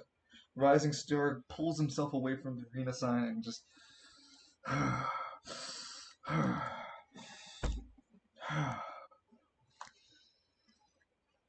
want to ask you. Yes, I am sure I will continue to fight. There is one thing I want to tell you, little man. Edmund, your father never spoke kindly of you. He always thought of you as the weight of his family. You were a financial and an emotional disturbance to the fighting mastermind that it was your father. And had not been for your birth, he might have gone pro.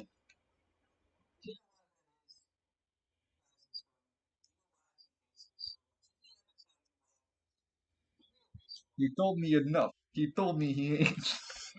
Sorry.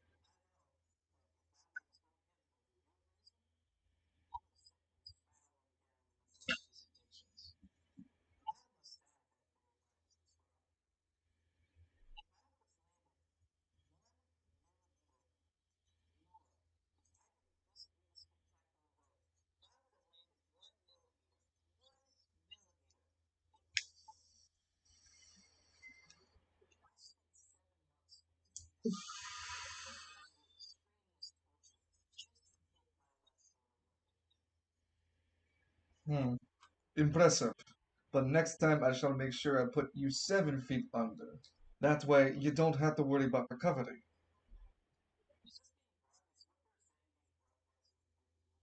Yeah, for the most part.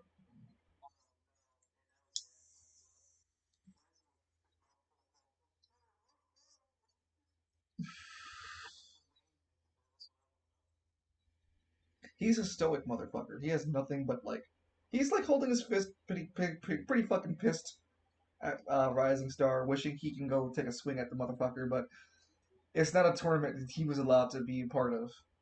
He's not a not a loser at the end of the day.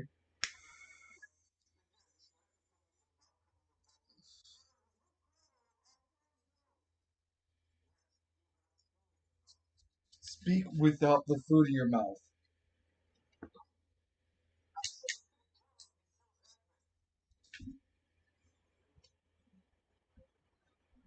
All right, Evan.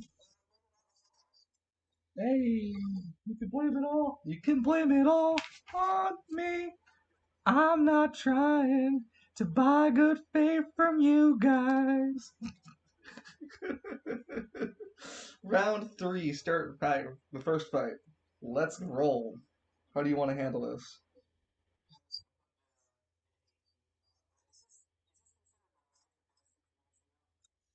We're we're still in the tournament back. This tournament fighting style. Because if it was life or death, we had to start making rolls, and then he gets a full turn to use everything he wants on a single way, and you get a full turn. So we're gonna play the tournament style, or we're gonna play life. Okay. You charge up your bullet. One explosive round. He spends his movement dashing.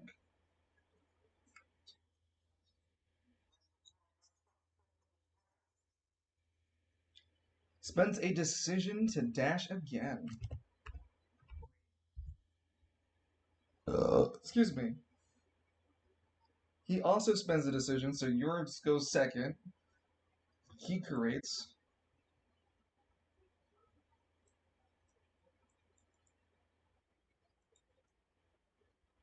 10, 15, 20. Spends a massive amount of AP power to create a tornado. He does not seem to be fucking around.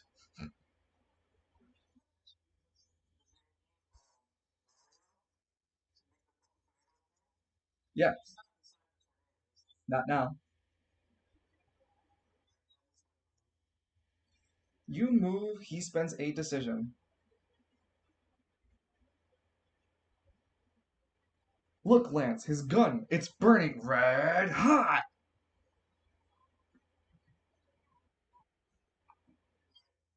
He spends a decision to dash, so he goes first. He goes before. Actually, the tornado should not have been that far. This is how far it should have been.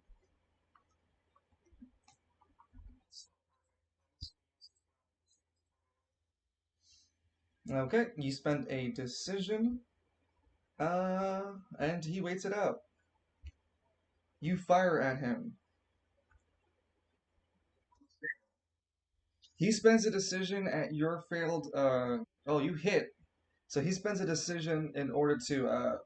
Well, well, he's just gonna spend a reaction in order to get a more defense out of his hurricane to defend him. So you hit. He, the bullet explodes when it hits him. It hits the tornado's center mass. So it explodes. You roll your damage, and you gonna add true damage because the bullet deals damage, but it's not true damage. Yes, just the bullet. The explosive charges are just a normal 30 explosive.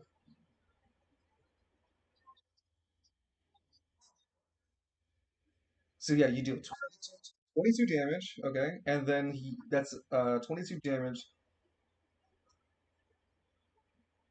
Okay, so he takes minuscule amount of damage from that bullet, but he gets hit by the raw 30.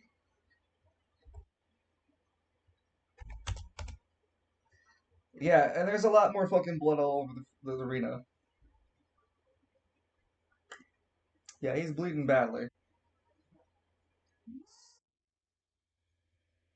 As the bullet whistles through and hits center mass, exploding a big portion of the tornado, its winds are slowly dying down.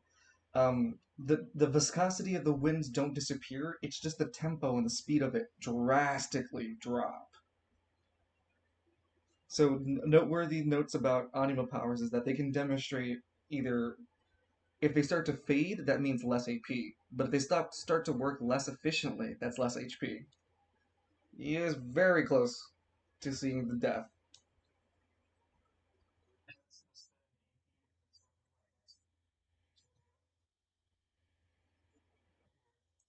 Yep, and that is an upkeep of 1 AP.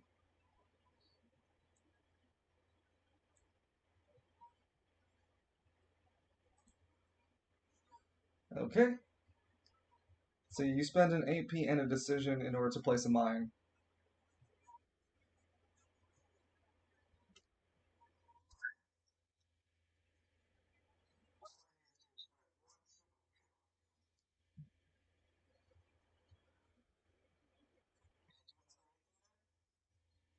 You don't have another decision. So we go to round two.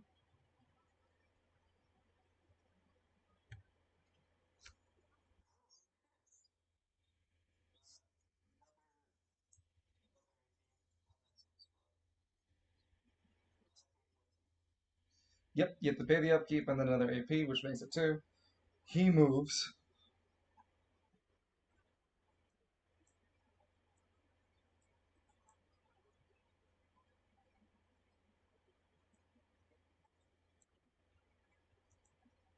You got to use a reaction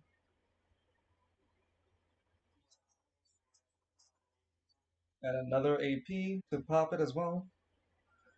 He rolls at a disadvantage, but still rolls for his dexterity check. Uh, Roll your anima power to create the DC for me.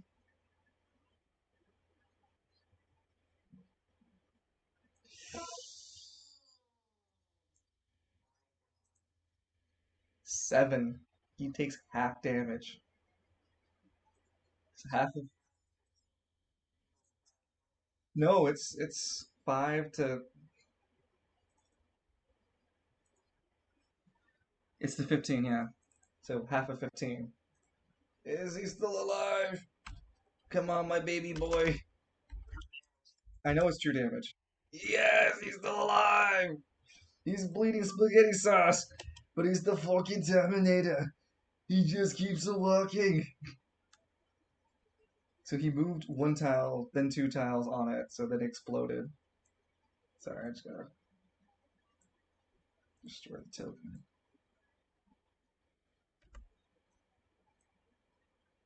Okay. And he completes his movement.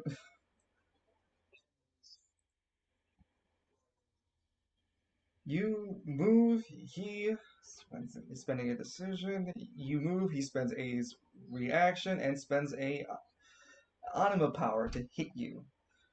Edmund! Yells his, yep.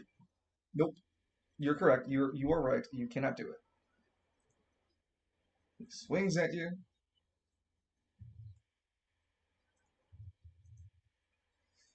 Uh, yes, he did give him disadvantage. So shooting star has been activated twice. That actually saves your skin because he can't. The roll wouldn't hit anymore. Shooting star has interfered with the attack roll. It was already at a disadvantage because you were running away. But two disadvantages means he automatically misses. He spends the AP anyway, and you just flee.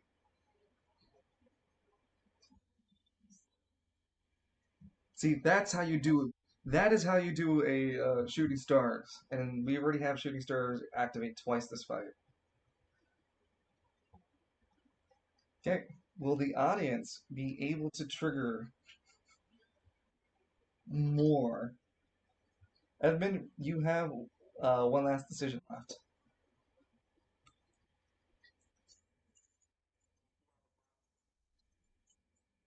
Yep. You spend a decision to AP on the gun.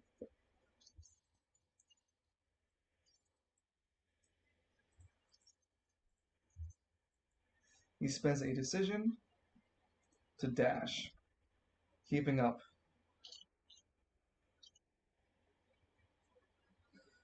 Round three. It's looking very close at one.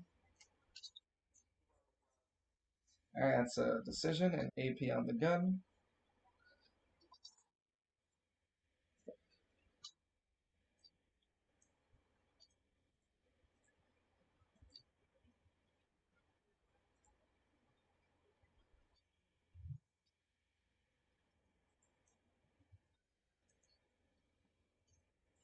Spends his movement to do a movement.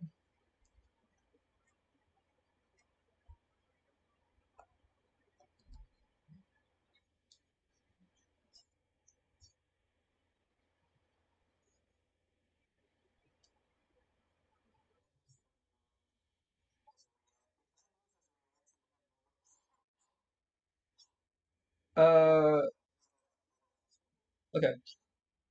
So yeah, when you spend your action moving, go ahead, move.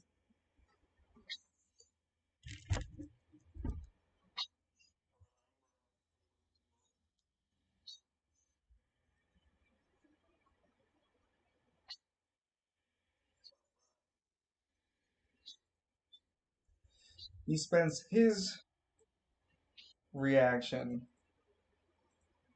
charging you.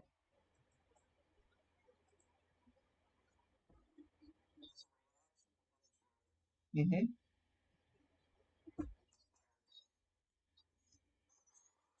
Edmund, Edmund, fire a gun.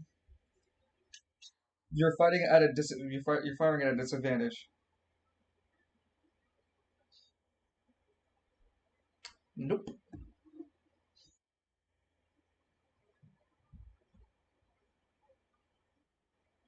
What would you like to do? You have a decision left.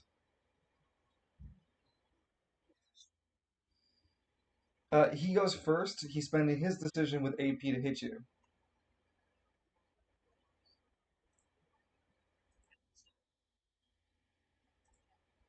15 damage.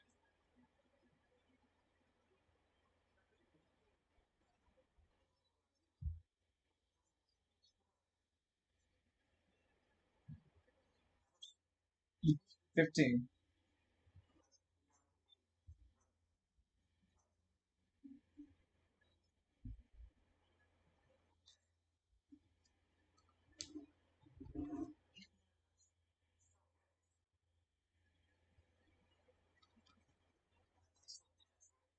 Yes, as a react. You already yeah as a reaction.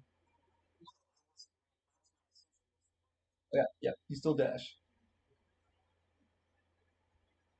And he used his decision and anima power to hit you. Okay. He spends his last decision in order to hold a decision for next turn, gaining 3. This fight is a nail biter as we're again back to round 4. The infamous round 4. This is where it makes or breaks it, ladies and gentlemen. Also to Edmund, you can still choose to surrender at the very top or at least with one decision. So at the very least, if you feel like you still can't win, you can at least call surrender. He legally can't kill you, otherwise facing true penalties and punishments.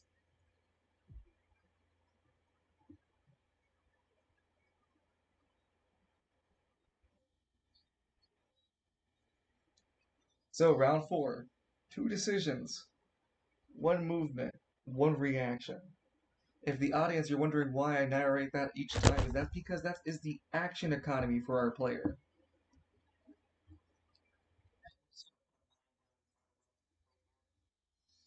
Edmund goes for the sneaky beaky, spending a decision and some AP in order to make a mine next to him. He is his dust and ashes. Do you want to explain it to the audience?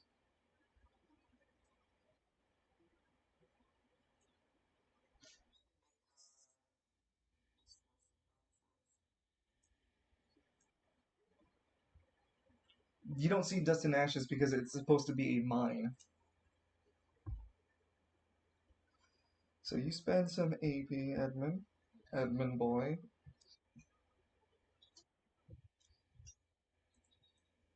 And Rising Stars spend some decisions. The movement. Acting like a snake in a fucking ocean.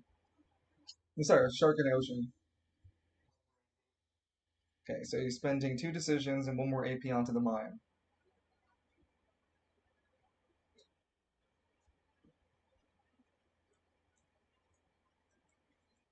Rising Star moves closer.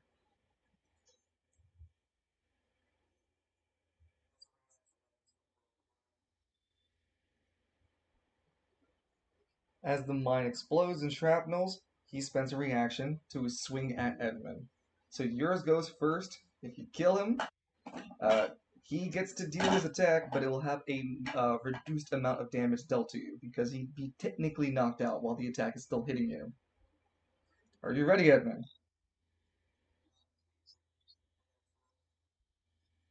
Uh-oh, that's so close to the sharpshooter.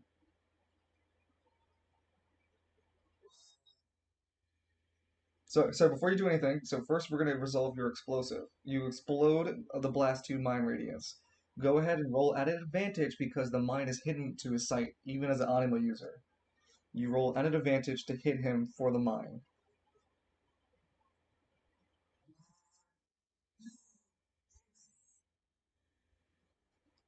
Well, with the advantage, double advantage, yeah. So with double advantage, you auto hit.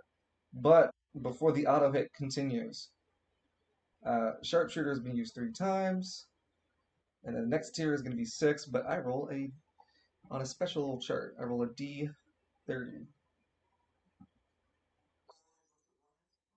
His no, yeah, all eyes turn like threes. Oh no, it's happening! It's happening! It's happening! Catastrophic calamity. Sharpshooter's benevolence and manipulation of reality causes a shatter and shaking into the arena. The current battle has been influenced the following way. All anima users are reduced to 1 AP. All constructs that they had are returned back to normal. And the battle continues with whatever value AP they lost gain in HP. So Edmund first, what HP did you lose? No AP. How much AP do you lose? Your attack still your attack still goes off, by the way. We're still gonna calculate. No, no, it's what you current your current pool. Your explosive already went off. You already paid the AP for it and everything. Your whole AP. No, no. Your AP like what's your current max? Like what not your current max? What's your current value? You go to 1. Okay.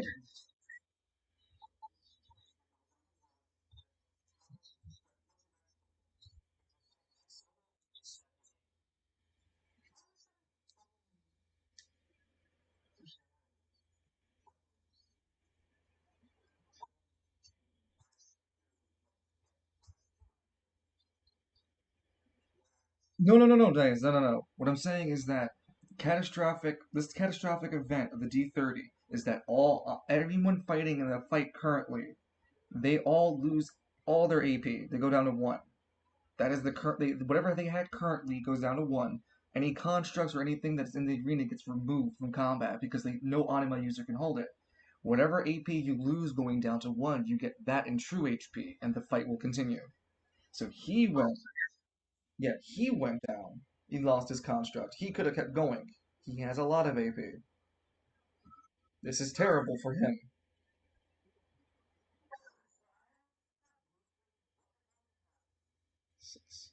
So yeah, he went from 10 AP to 1. So he lost his construct.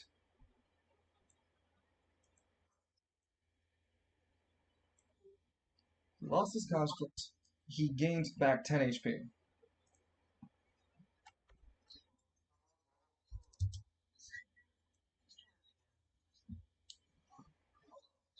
Welcome back.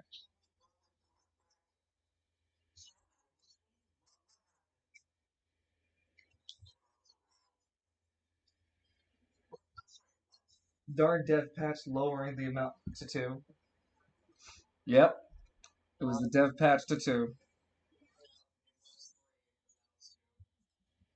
No, no, no. It was five. Now it was down to three uses for shoot sharpshooter.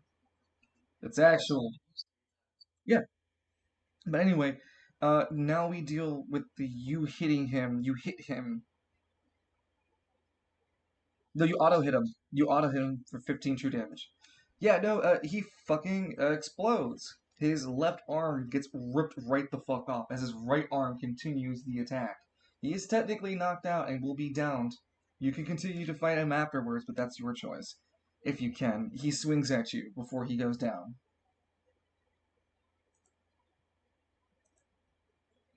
21. He's rolling at a reduced value. 13.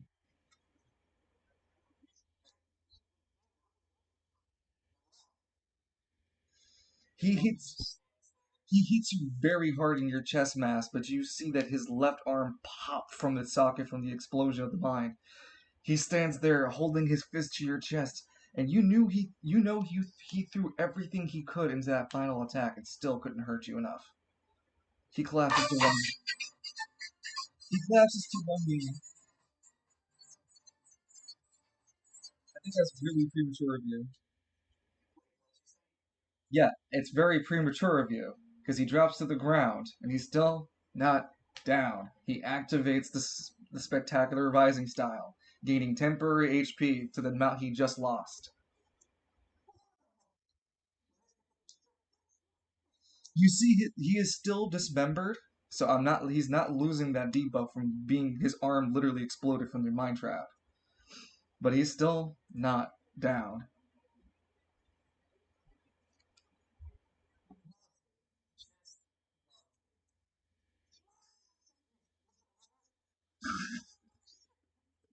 Hey man, you still have a movement left.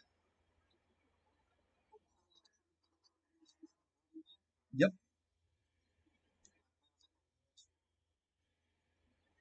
Go ahead, move. Uh, Rising Star holds his left arm as he spends a decision to hold his last decision to hold the decision in order to gain.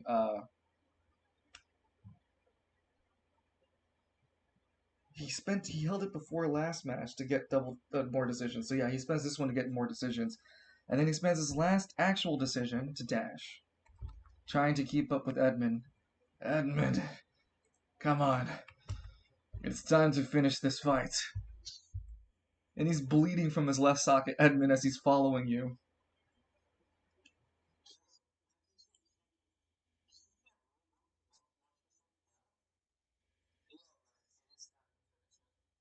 All right, round five. This is the fifth round.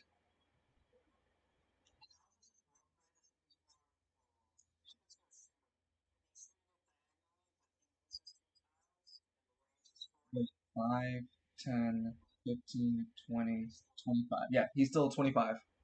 He still hit him. So he spends a reaction in order to attempt to grab the bullet from the air. Yeah, I know. He's naturally gifted. He's not gonna. He's only gonna add an extra dice to his DC current DC to try to grab the bullet. So he adds one, making his DC to 21.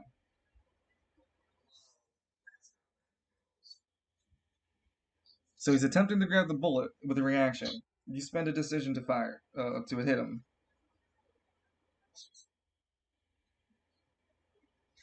He would have spent a movement that turn, so before you shoot him,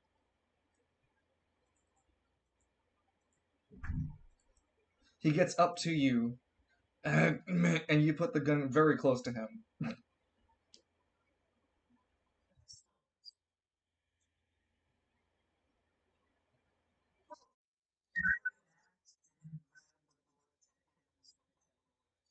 Yeah, he's close enough for it. He moved. You do.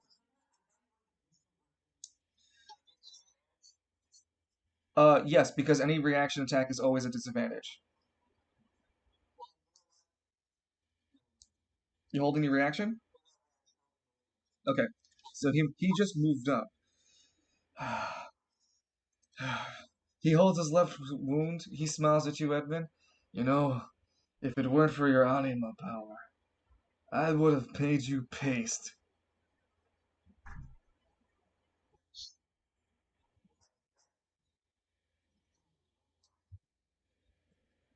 Yeah, right diagnosis became a thing.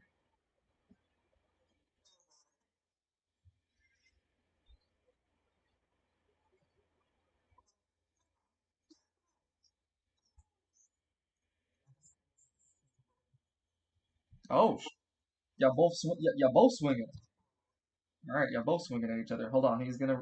Don't roll for anything, please. He's rolling for a decision two against you, and he's faster than you. He's rolling at a disadvantage because he's missing his limb. He has no HP and just temporary. Uh,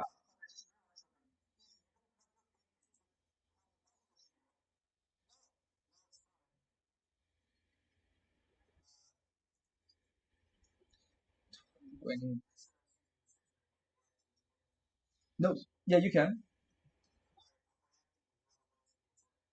Okay, so you are gonna still, yeah, you're gonna make it. He manages to hit you, but you manage to flee before you take significant damage. And due to this weakened state, he can't really deal any damage as you flee away. It'd be like his hit would have connected, but you slid from the attack. And he goes, shit. Stay still, damn it. He spends his last reaction in order to chase after you. A one-armed man is definitely doing his best keeping up with you, Edmund. Yep, you have a decision.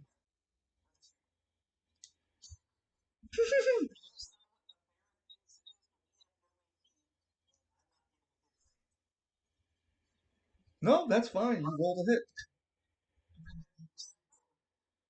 You shoot at him, and he he ducks underneath it.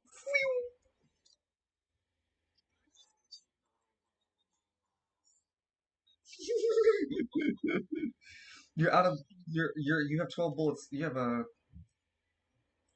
have 9 bullets left, I think. Hmm? No, you don't. Not advantage. You don't get a 1d4 roll for shooting because you need to switch into novice firing. You do have a movement remaining. Okay, you spend your last movement. He spends his last decision in order to keep dashing after you, screaming Edmund. Get Edmund! He's he, no, what?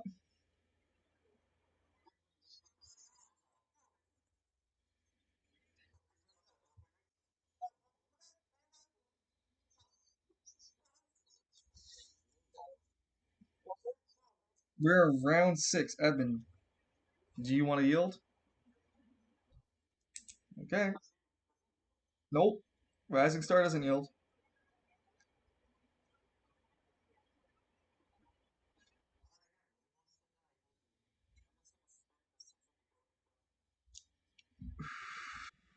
He goes into gun, getting a 1d4 preference.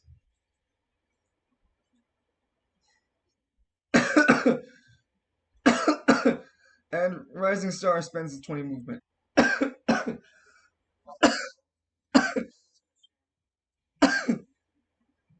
You fire, he spends a reaction in order to grab the bullet from the air again.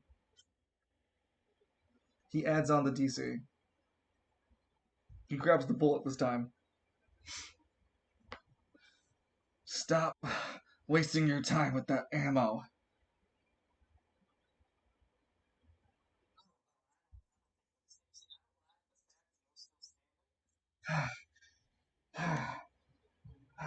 Circle Strafe trying to wait on cooldowns.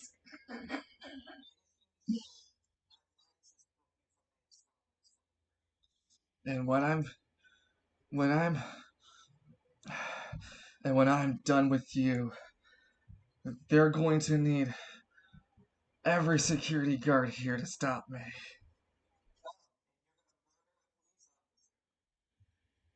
Murder's not the word. Pre-attempted slaughter. Manslaughter.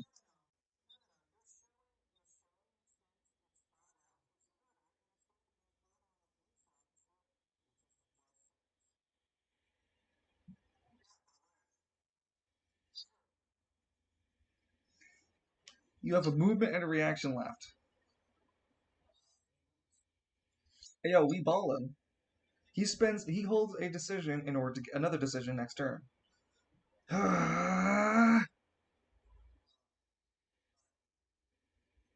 Zero out of 10. Edgy man didn't say premature decommissioning. Okay, Evan, all you have left is a reaction. He spends his last decision to keep up with you, yelling, "This is how your father trained you how to run? To use guns? Your father taught me how to take every hit incoming."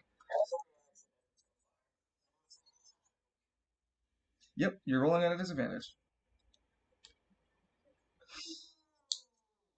The celestial pillars of the ring edge going, damn. Damn, boy. Damn. We're at a nice fat 9 viewers for the tournament. I appreciate you all tuning in.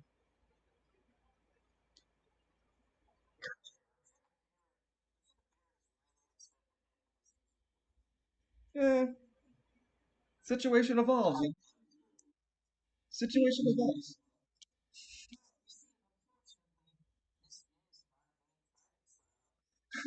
Gone. I mean, you were using your AP power when you could, but now that's a completely different ballpark. And for everyone watching, the arena has this blackish purplish influence all over the floor and everything around the arena edge. Lance, you would immediately recognize that this is a sort of force that drains anima power.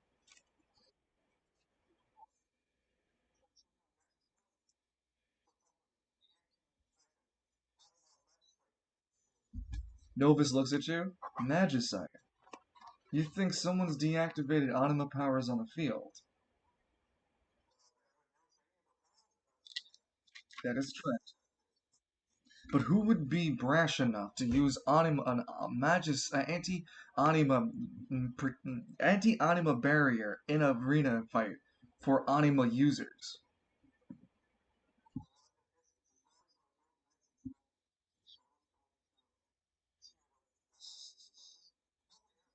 No, no, don't blame it on. Now you can blame the Hebrews on me, but you can't blame this on me.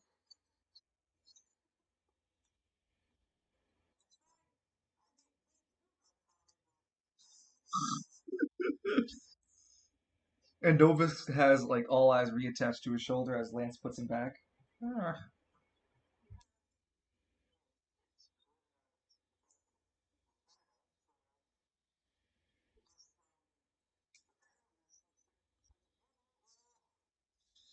The Ranger looks on with Steiner and the rest of Squad Zero. Edmund's really sitting tough out there. The Ranger thinks, if I had a chance to train the boy, he might actually be a decent shot.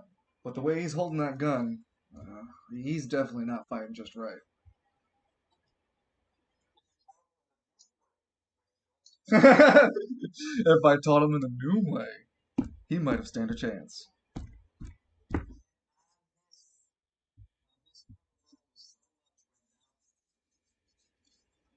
Your revolver's like, yeah, you ain't touching me. You don't love me. Devil's right hand? Huh? It's my right hand. No, I picked it. It was a one, two, three, four.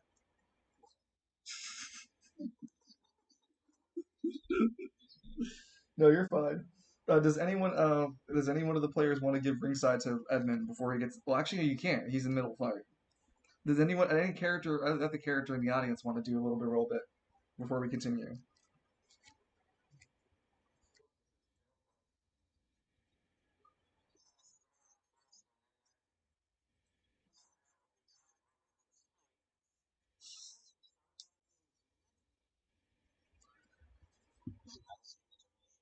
Gawain speaks up. That's one hell of an impressive usage of the rising star of the spectacular way. It was a theoretical fighting way mechanic designed to keep the fighter in an anatonic state, purely focused on one objective before he'd go down to complete it. That man is built specifically on will and drive. That is, he is he is a true expert in my old partner's fighting style. And if Johnny Miles was any half the man he was before, and he was today, he might be able to go toe to toe to this rising star fellow. But the way it is, that this is proof of his fighting style and how great Johnny Miles was as a fighter at the heyday. Even Johnny Miles himself couldn't pull this move off, ladies and gentlemen. How much to send in support ticket for the latest death patch? Give me 5 subs and I'll think about it. I could be bribed with money.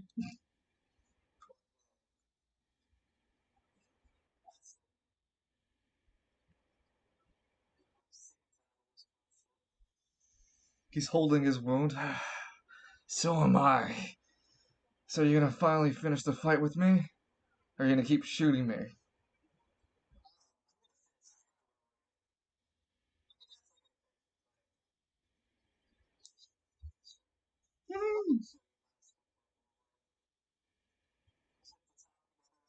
It's top of, hold on. One, two, three, four, five, six. Turn 7. 4, 8, 6 would have been 10. 11. We're on the third fight, 11th round of the entire fight. And this looks like it might be the final round. It could be the next one. We've been saying it a few times. How do you want to start it off? You have two decisions, a movement, and a reaction.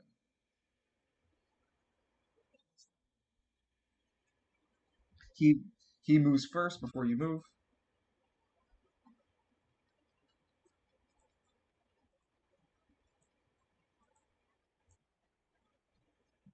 Well, he didn't mean to go up that one. He meant to be here. And then you move.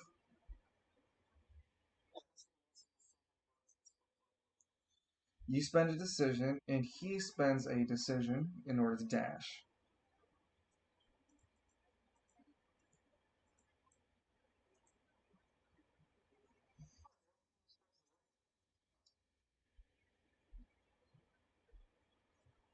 You have a decision and a reaction left.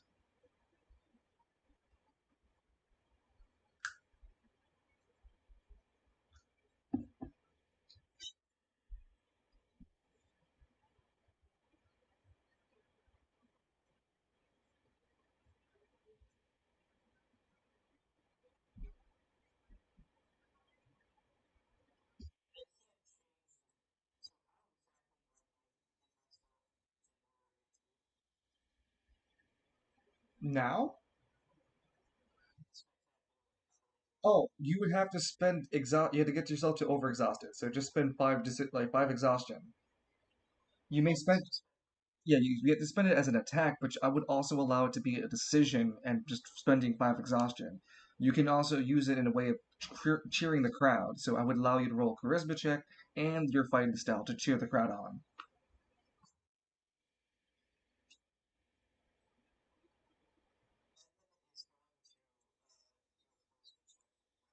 Well, you're spending a decision in order to use 5 exhaustion to make a charisma check with your fighting style to get the crowd roaring in your favor. So make a charisma plus your mastery of the that style. Before you roll them, yeah, before you roll, it's your charisma and then your mastery, which is 48. He is spending a decision to charge at you, which he would go first.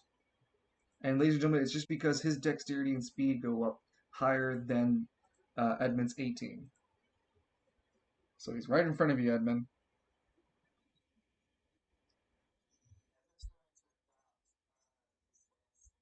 So now he's actually in front of you. You can actually hit him. Yes.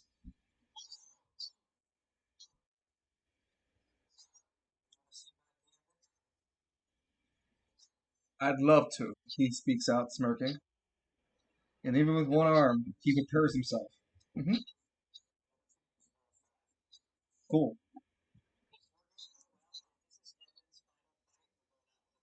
Yep. And you see him ready himself, getting ready to take all of it. 16. Even on your failed result, though, uh, he spends a reaction to let you actually land the hit. You notice he shifts his whole body into your attack, Edmund. You land a 4d8 damage onto him. Yep.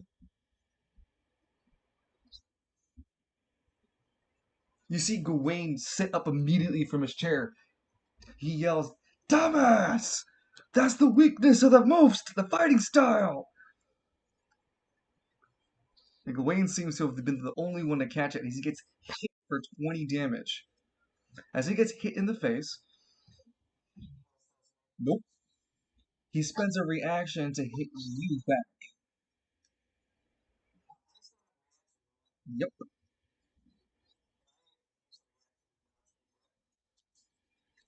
To dodge the attack, you can either move out the way to make it harder and still take a reduced damage, or you can add on a dice to your AC.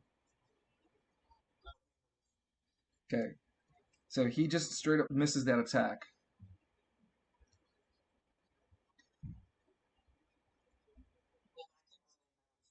Yeah, 5 feet. Yeah, 5 feet. Correct. And he spends his last decision. No, he did that only for a reaction, so he only has two. Yeah, wow, he is literally. You guys are literally biting through all of your shit. But unfortunately for him, he finally drops to the ground. No, more time. He drops to his side. As Edmund, you manage to survive the Rising Star. Technical knockout.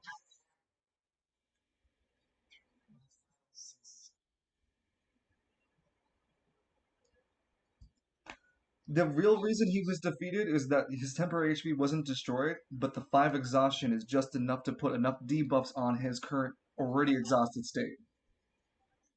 It's 10 actually exhaustion, so he couldn't keep it up.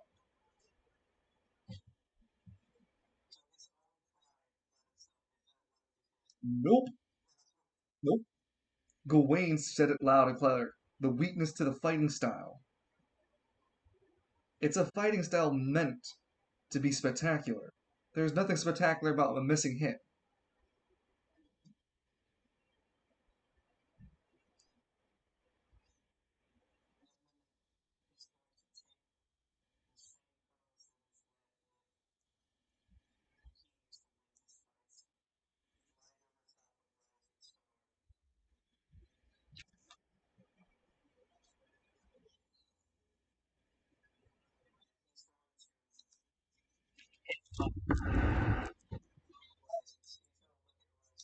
He's way too heavy for you to pick up and to pick up. Yeah, he's heavy boy. He's that's at 275 pounds.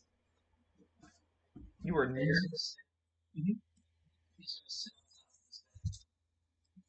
He's uh-huh.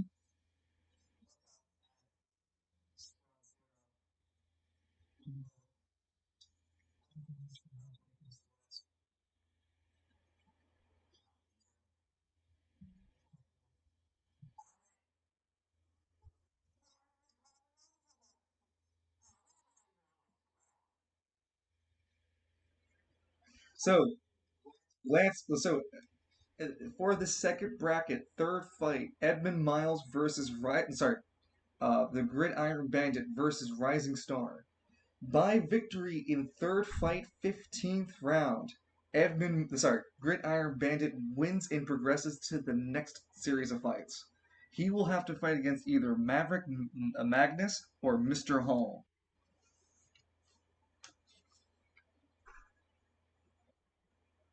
Sleeping Giant.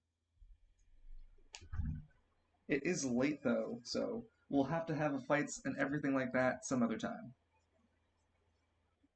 How did you guys enjoy the the finale fight with between Edmund and Rising Star?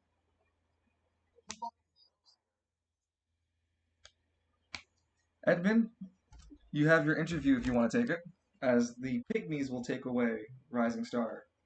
Even as gets taken away, he mutters in his like state, "Get your filthy little hands off me."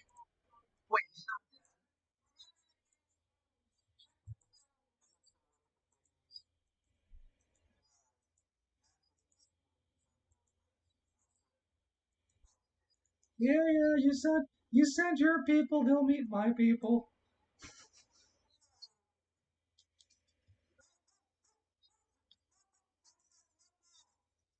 You, they're actually yeah, they actually have his left arm with them as they take him off screen.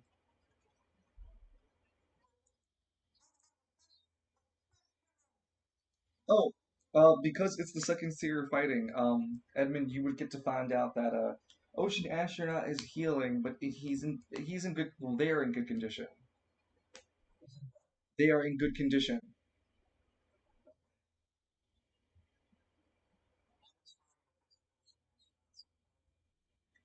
Sure, they'd probably be in the audience. Kana is also in recovery, but his left sense wasn't going to stay around. Uh, Brock Smitch left, but you know this man Murdoch's still here in the crowd, enjoying himself. Dervish left, huh?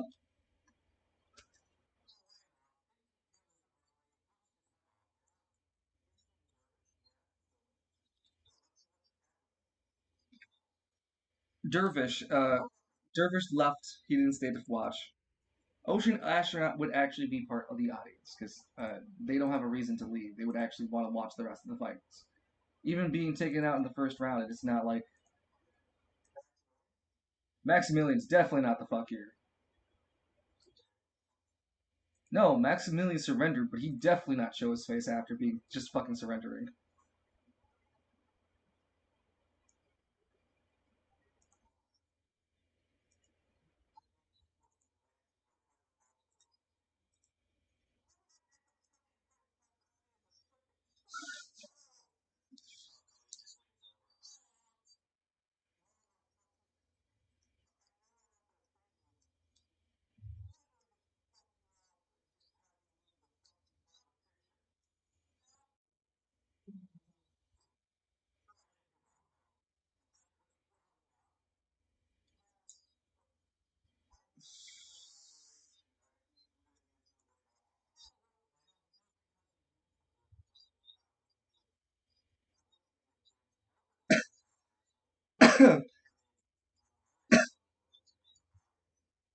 Oh no.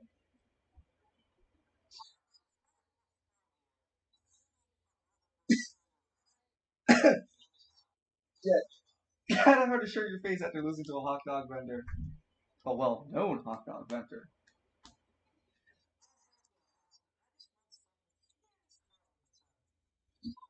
Edmund, make your way to the announcers.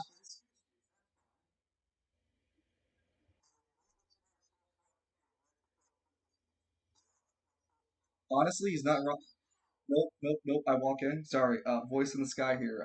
I pull out Lance's character sheet. It says it right here. Soul slot, can of Pringles. It's not wrong.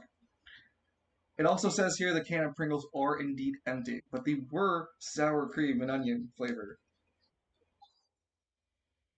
Edmund Miles, the voice of the sky continues. Edmund Miles, please approach the announcers, the two guys sitting right here.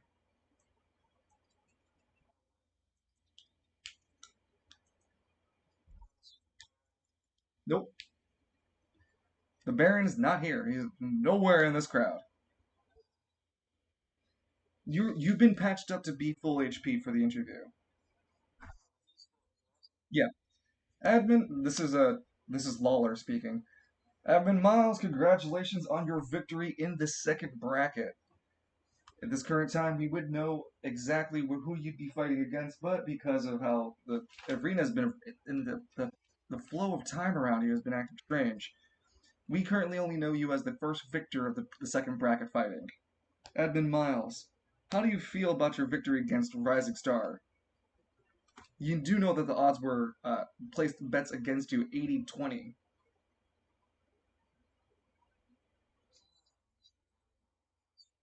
It says here Lance McKinley has won a pair of new shoes.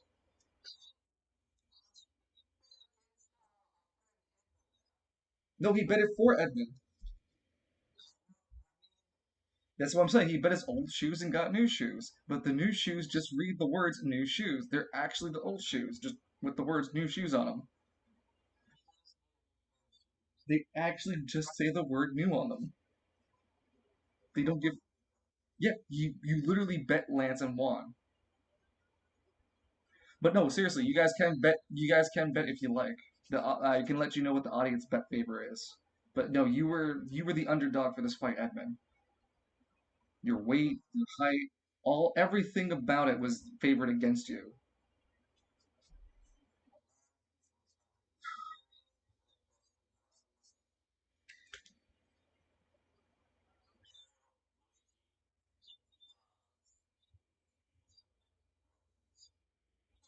But the Falcone, you haven't paid us in months. We can't be a part of a gang if you haven't paid us. But Darius has been missing for months too.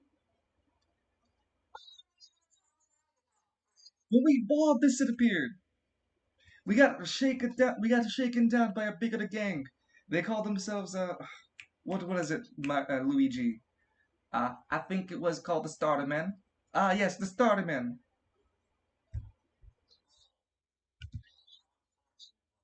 Yes, and now you learn that Darius and Mario and Luigi got shaken down out of what little they had from the Starter Men.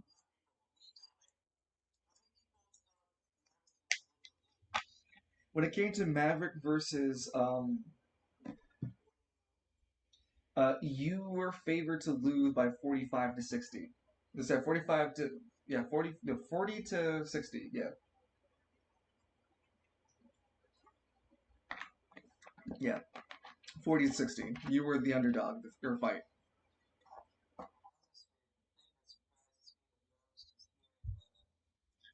Unironically, Lance was favored to win in his fight.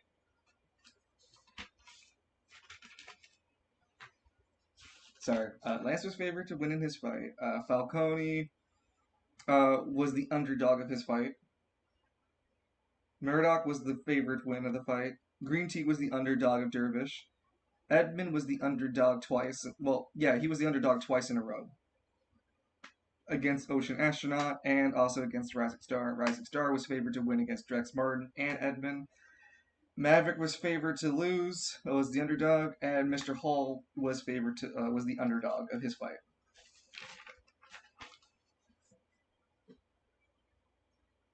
So yeah, with that, Edmund, how do you feel about the bracket going forward? Who do you want to fight in the finale, in the semifinals? Do you want to fight Maverick Magnus or do you want to fight Mr. Hall?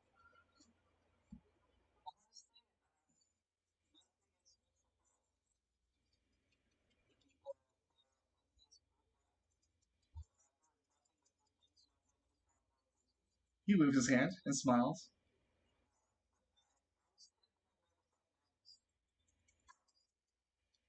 And is it because you think of Magnus as the better fighter, or what's the clarification?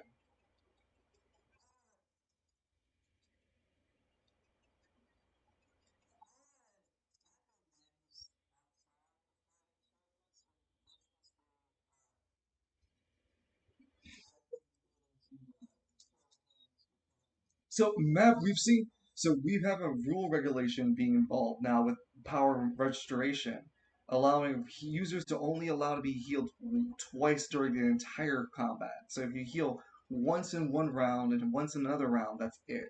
If you heal twice in one fight, that's it for the rest of the fight. So he has the healing. He has a healing aspect to pull himself out of a tight niche situation.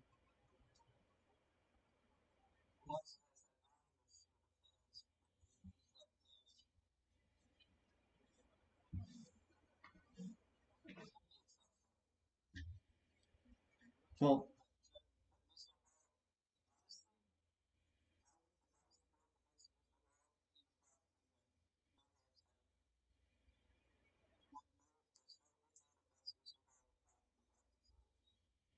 uh, you see Lawler and Jim look really confused, but you fought and won against Rising Star. You don't think you can beat Mr. Hall, a hot dog stand user, a hot dog vendor?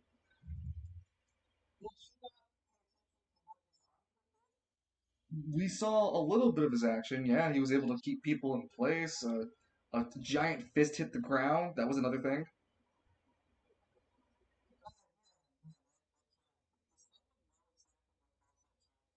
Nope, wasn't used enough. When effects are used two or three more times, then I can reveal it. Like for example, like when I revealed to you how the punching works for the attacks through like a hurricane. His defense in the hurricane was 30, by the way. Yeah. Yep. Tell me about it.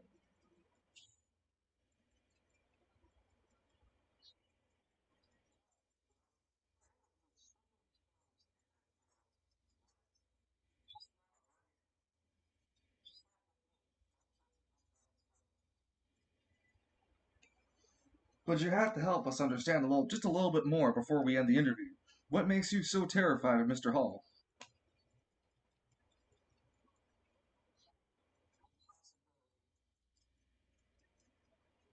Mr. Hall's watching with a big old smile on his face.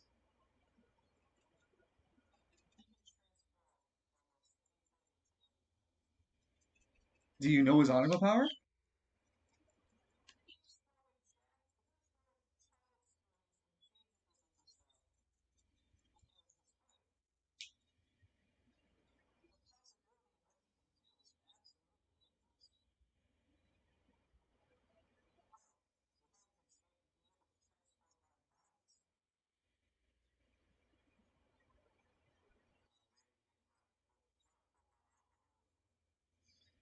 Looks down. Falcone looks down, really sad at it.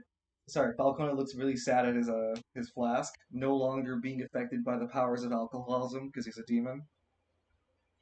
Truly a sad day. There is a sorry, there is a way to still get sorry. There's still a way to get drunk. Is you need a specific type of beer or brewed a specific way.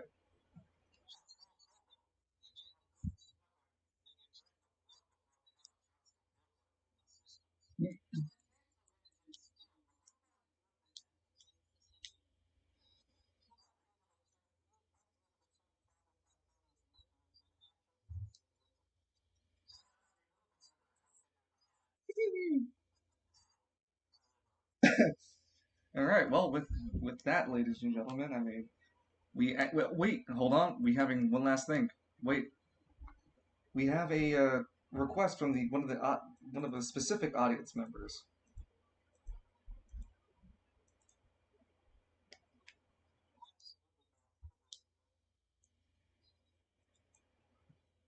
You see Queen Caribia and several of her men follow suit perfectly in unison as she makes her way to the seat.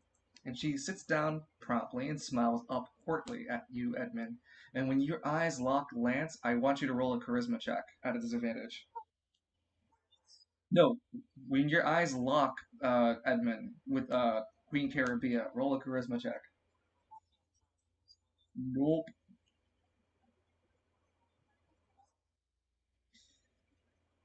You are mesmerized at the sight of her beauty. You rolled three. You can be mesmerized. You don't have to be sexually aroused. Yes, not sexually aroused. Difference. So Yeah, honestly, she's the type of woman. Yeah, she's possibly that kind of woman that make you want to go straight, or at least consider being bi, Edmund. As she smiles at you with plump lips and goes, "I just have a few questions, Edmund Miles. I was curious about your involvement with the Seventh Diamond.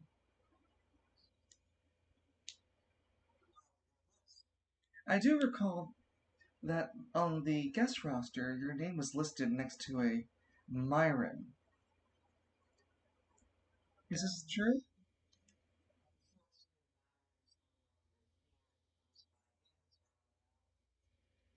Honey, you were there. And your anima power, is it not explosives? I have you made quite a demonstration the past two fights. She smiles. She smiles so sweetly at you, but you can tell the smugness underneath that she's fucking with you.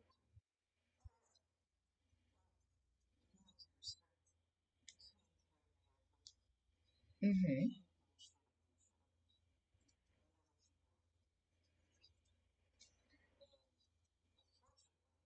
Uh-huh.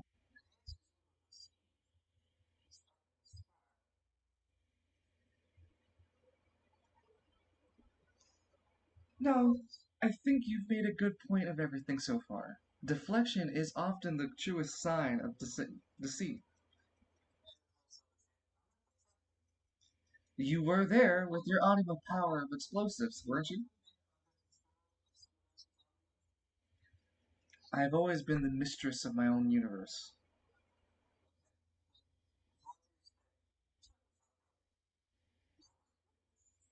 You see all four men glare at you, Edmund.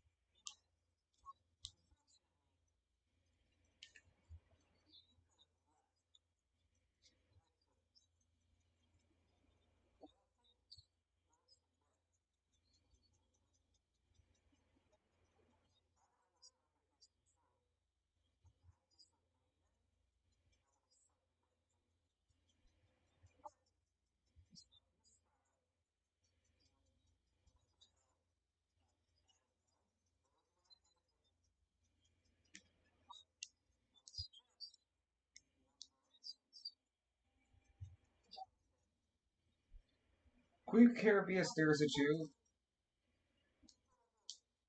her men still glaring at you, and she smiles still sweetly and goes, Edmund, no, no. I just wanted to hand over half of the charge of the seventh diamond to whoever is the retainer of the receipt. And she hands off a piece of paper to. She holds it in her hand, but then you see it from one of the gentlemen closest to you pull it from his sleeve immediately, without reaching over or anything, grabbing it. He just pulls it from his sleeve and hands it to you, Edmund. You read that she is serving you 250,000 gold pieces for the destruction of the seventh diamond and the artifacts that not artifacts, the relics that couldn't be recovered. Hand that to hand that to whoever it is that you said that is in charge of when you were in charge. She waves her hand idly.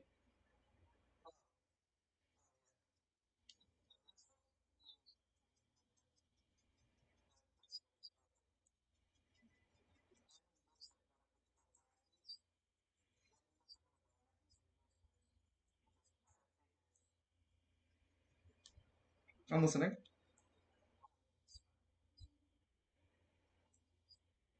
Well, they've left you.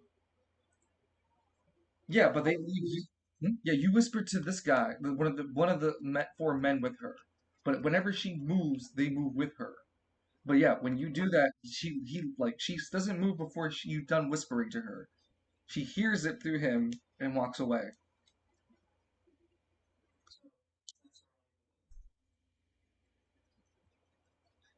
You can't tell. It was a person ish.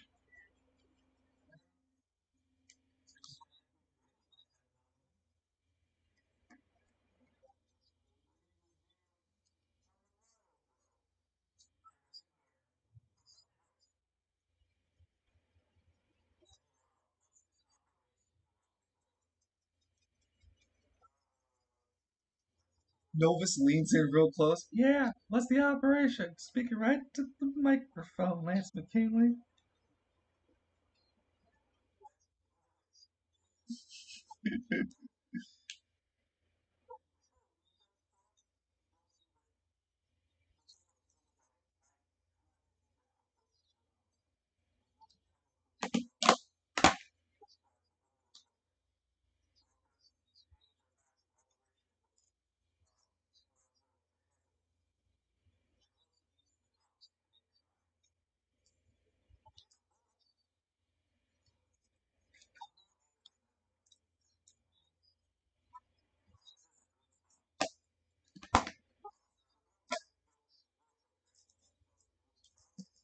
Going back to Novus's lab. Wait a minute, I love it.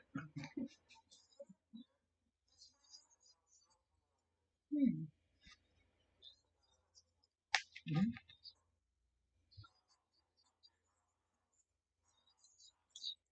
No!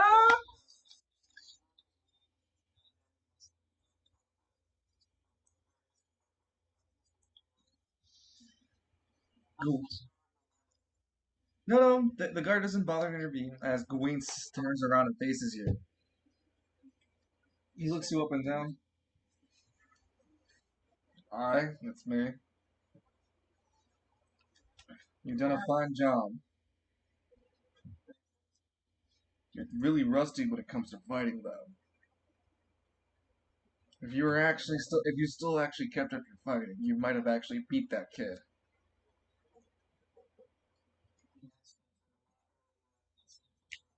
That's an excuse you keep using to yourself. I mean, look at yourself. You're already a journeyman in your own fighting right. You only let yourself go on the wayside. The incident happened a few years back. You've recovered since then, but mentally you haven't. You're still holding yourself back here, but you're doing great so far. The last hurdle is the one you currently have on you. Don't let that injury hold you back. Also, tell my dumb son of mine that I'm proud of him too. That he better not lose to some. Well, this is non-canonical because like we would have already known who won the fight between Falcone and Lance, but he would have said that he'd tell Lance that I'm proud of him for Squad Zero and everything, and that he better not lose in this tournament at all. Not even to you. Nothing personal.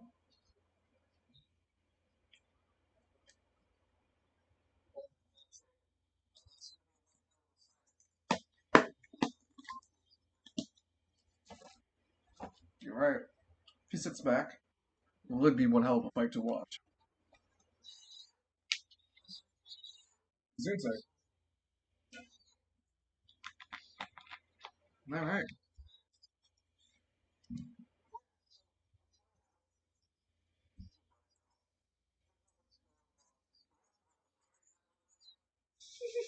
The forest that left with you.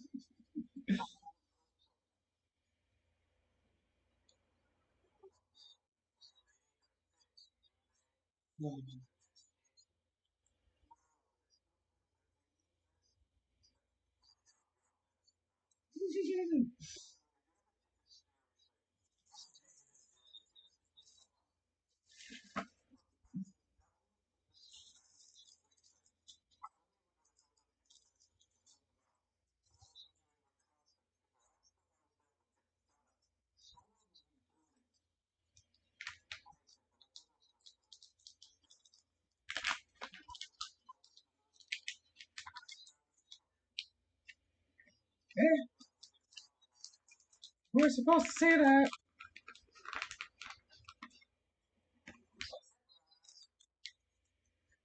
Oh, all I sits up. Yeah, bitch. Yeah.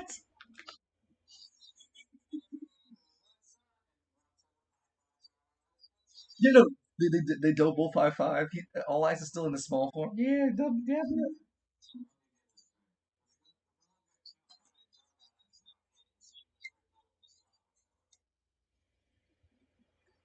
Wolf speaks in. I am not a drug user.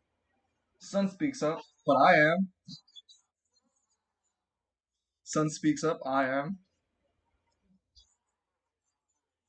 Hold on. You're crushing the vibe. Don't you want some smoke leaf to chill you out?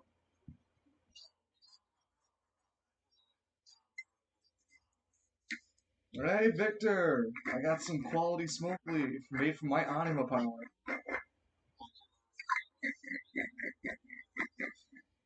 Oh no, my shit can take you higher than that. My shit can take you higher.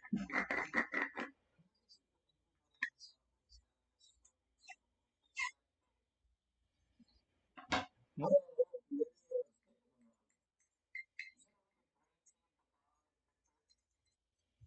You gonna buy something? Yeah, that's one definitely for sure. And green tea's like shrugs. What? These guys buy from me. Victor, no, Victor and Devon definitely buy from green tea because green tea buys from Sun.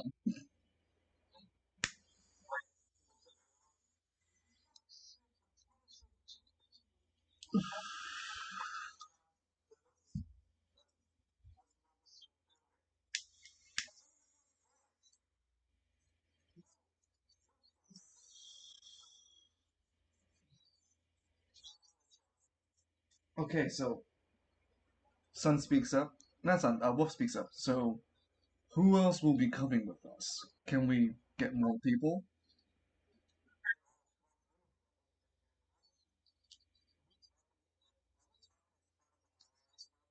It's a temporary space. He may understand what's going. You all may understand, and you guys, the players, can make plans and whatnot. But the NPCs are kind of like hit or miss with what's canonical or not.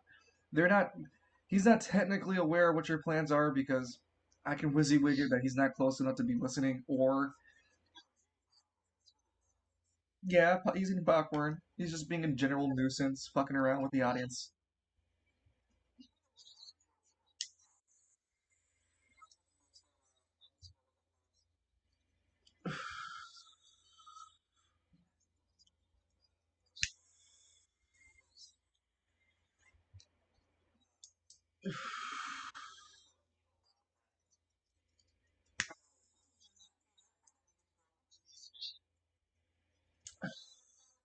He's not part of the police squad. Well, not yet. Doesn't work like that.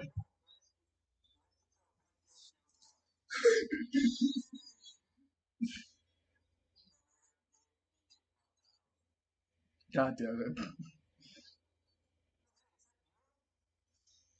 Nero is polishing his gun, pointing, like getting ready to. He has a bayonet on the end of it, which is his anima. Just yeah, it's me.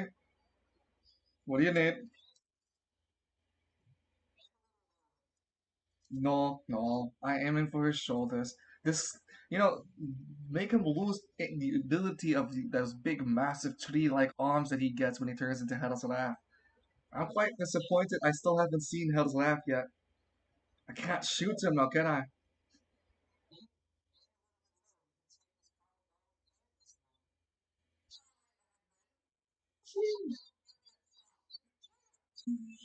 I can imagine as soon as Falcone goes to Hell's Wrath, Nero just stands up the crowd. Yep, I'm just risking it. He fires openly.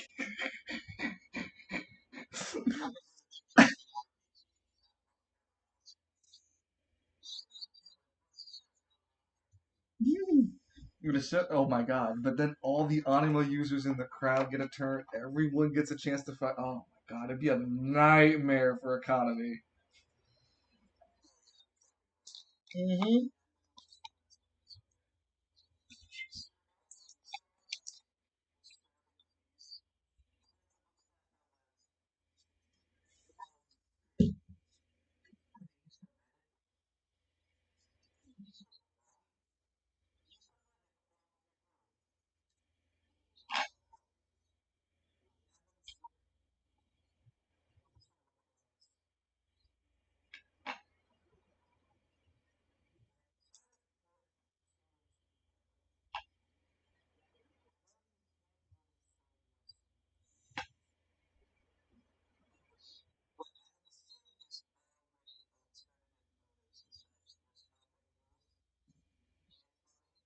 Wolf.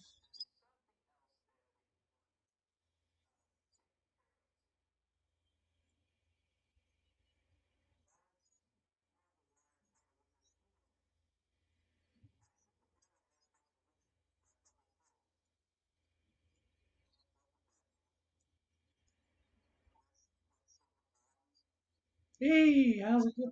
He starts eating. He starts eating the popcorn.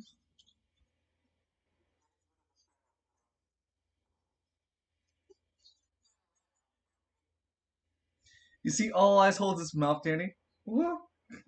You burned my house to the ground. He laughs.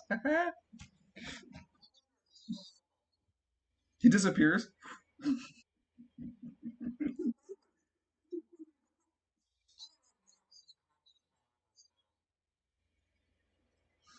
You can try Hellspawn. I made Hellspawn. Do you think I can't defeat Hellspawn?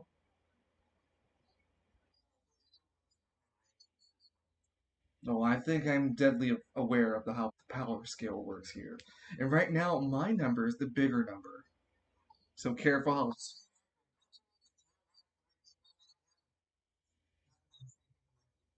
No, no. If it's stronger, then depending on how powerful they are, then you can either get it right then and there, or it can count as two.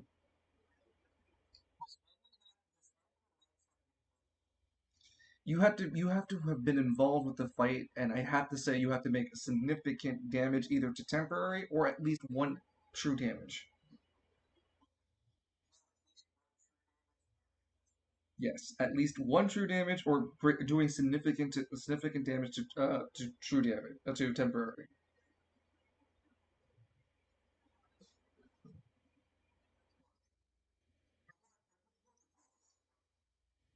Talk about it, talk about it, talk about it. Ooh.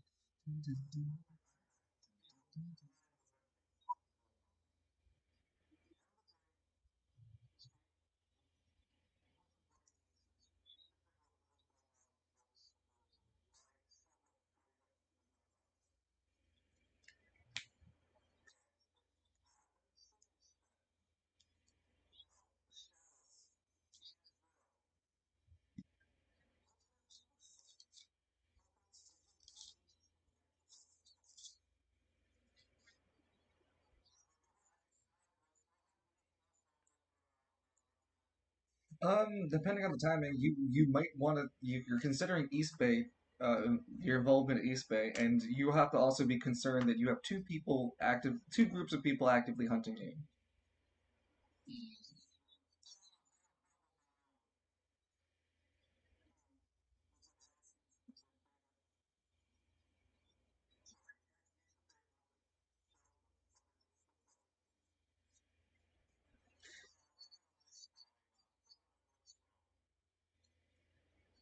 Yeah, I couldn't fault you if at the second or third round that someone said they didn't want to fight anymore, that the fight would stop. Ain't nothing wrong about it.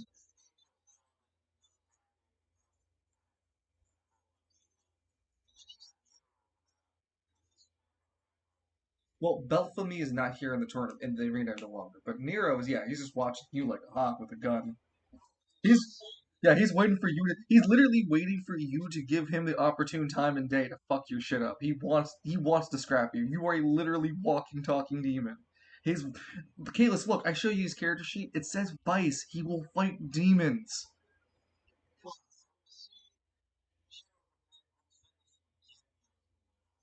Yeah, look, his virtue is that he follows orders to a T. His vice is that he will fucking ignore all orders and everything saying to fight demons. He knows one demon. There's not many in Spiral City right now. Yeah, he's walking, talking, and breathing, and he wants to shoot him. Yes, you can. Not as the fighter. And if there is a surrender, then there is no payout.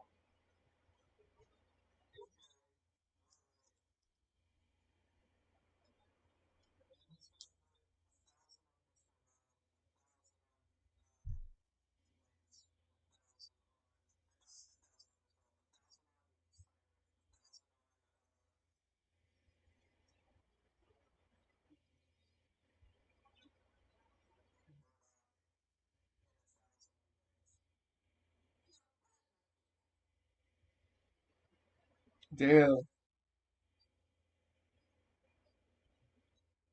Damn. So he's spending 1K on Lance, Murdoch,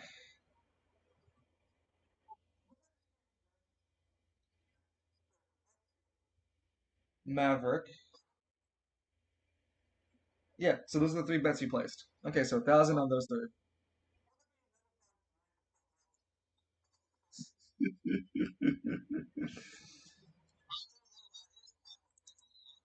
I will tell you off as a GM that 95K is enough to buy you some nice like some actually legendary artifacts. Not that legendary artifacts, legendary relics pretty easily, and or upgrades to stuff that you would currently want.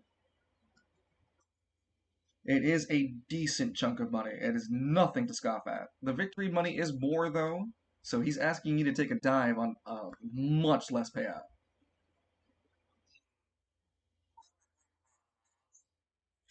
92,000 is great, but it's a 500,000. It's a half a million prize money.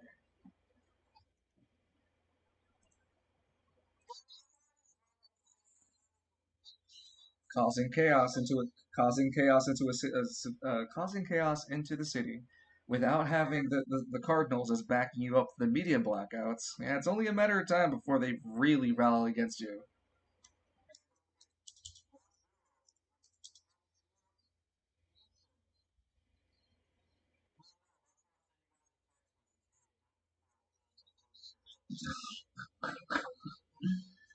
'You're gonna rob the fucking place you work. you might as you might as well have robbed the lower spire. That'd cause the real. That's you just caused the biggest race war fucking uh the race shit war to begin.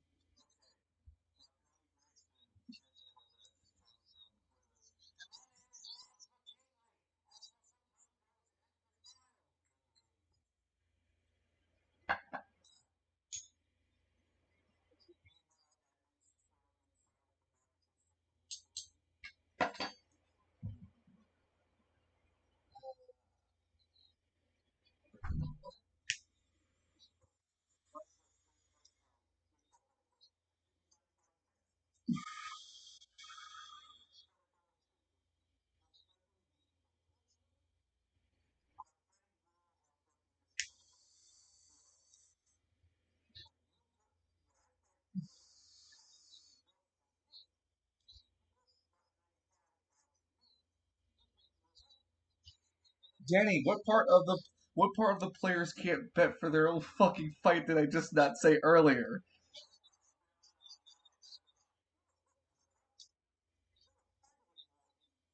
Oh, you're talking about the next fight. Okay, you're talking about if he was to fight.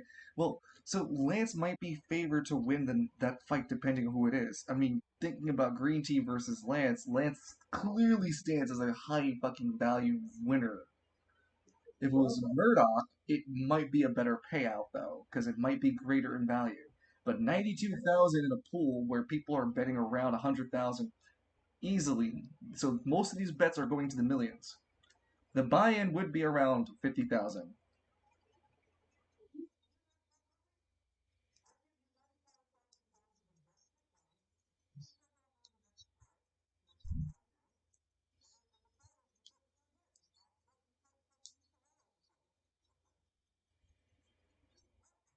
And the reason why the betting pool goes higher is because we're getting to the semifinals at that point.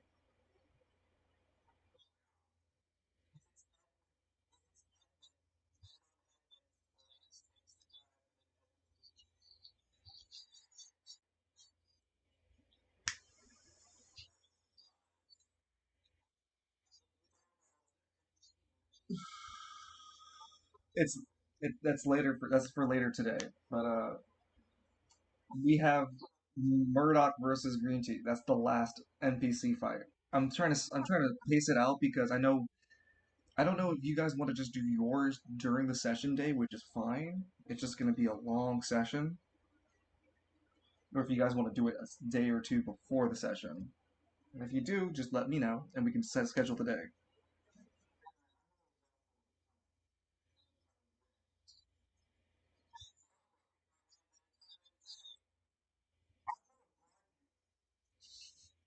Take my money, demon man. Take my money.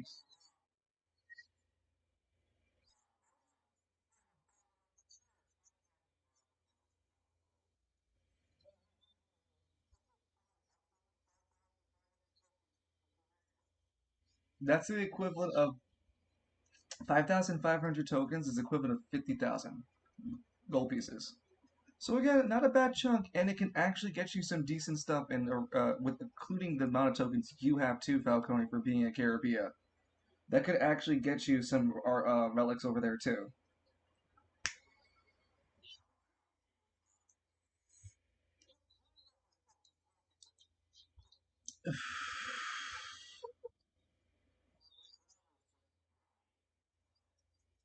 Lance, you could just give him the fight. So then fight him. And if you ends up getting really close to beating him before he, like when you snap him out of his belt, depending how fast you do that, maybe he doesn't want to fight the next round.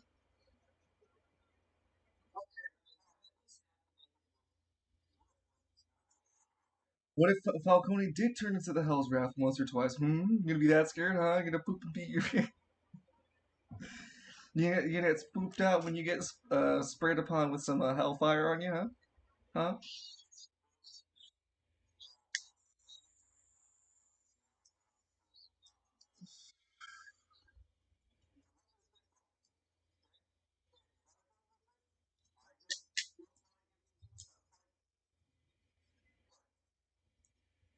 Third fight, third round, you surrender.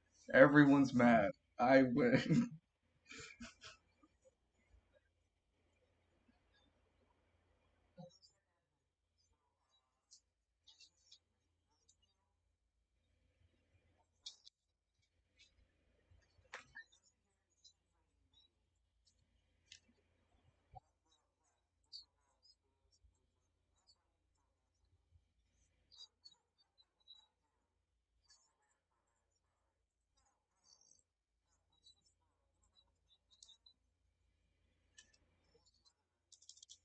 Oh, God. Mm, what the hell you mean?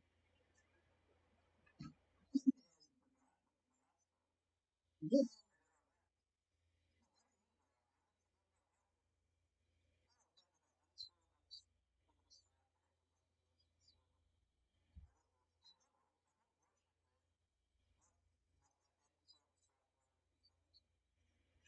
He's meaning anyone using silver. He doesn't care. Don't we have you already building a suit? No, I'm talking to fucking Mr. fucking Falcone over here. No, he had a gold ticket sitting somewhere with the anvil. Yeah, yes. So the construction never really happened. So it means you have a gold ticket still sitting there.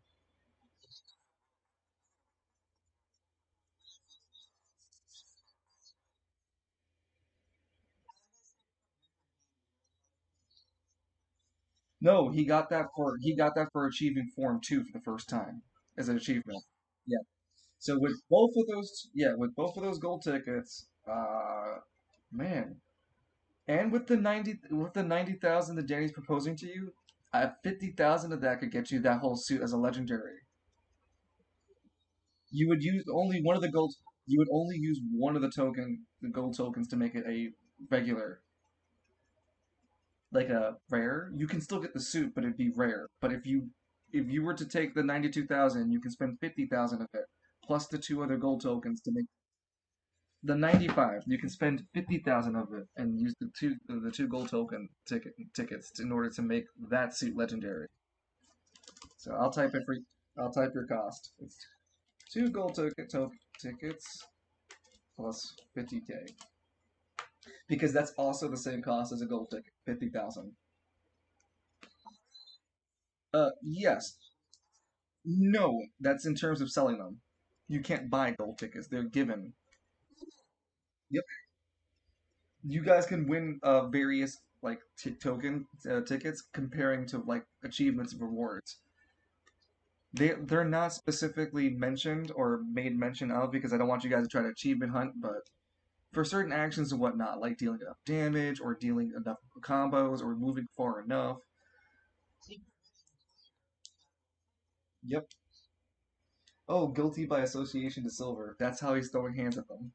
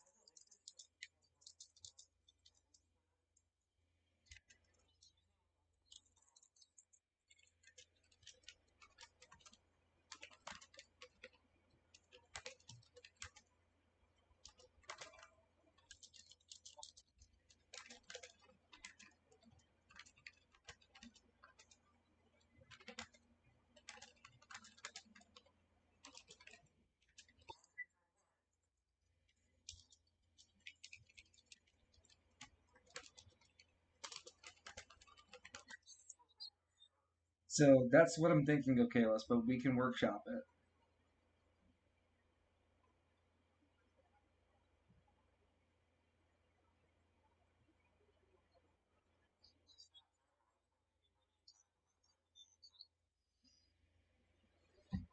You got about a month. You may want to think about buying it.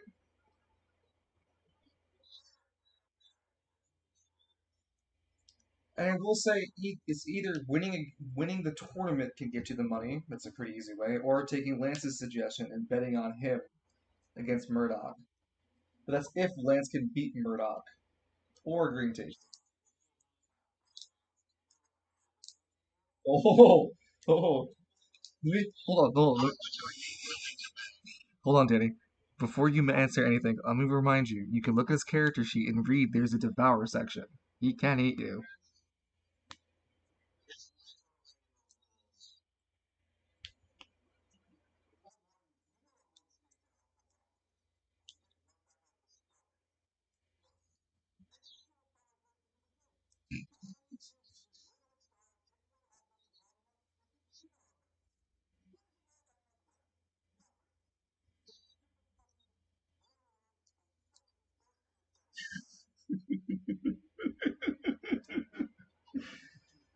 Oh,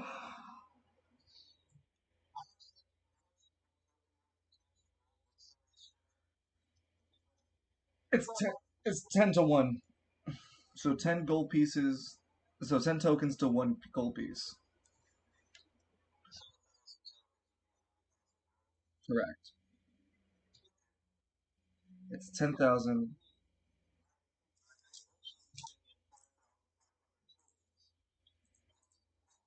No, no, no. It's not that much. It's if it's 5,500 tokens times 10, it's 55k, 55 gold.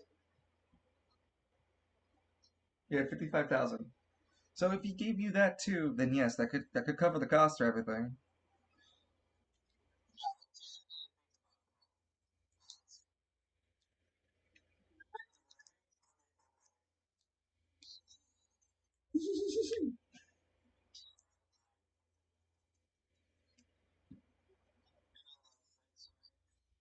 As you as we're ending as we're ending this tournament, as we're getting closer and closer to ending the tournament, I will say that for making to the finals, the semifinals, you guys will have the ability to gain a soft prize.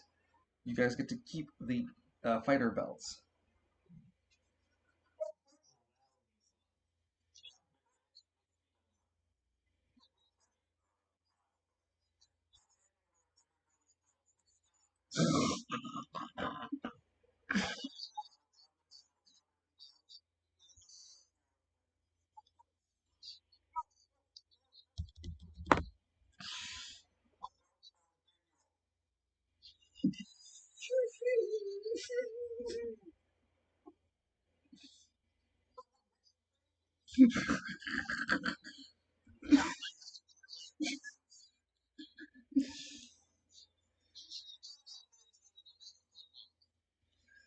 Okay, guys. Let me wrap things up because I got work this morning and I got to get some sleep.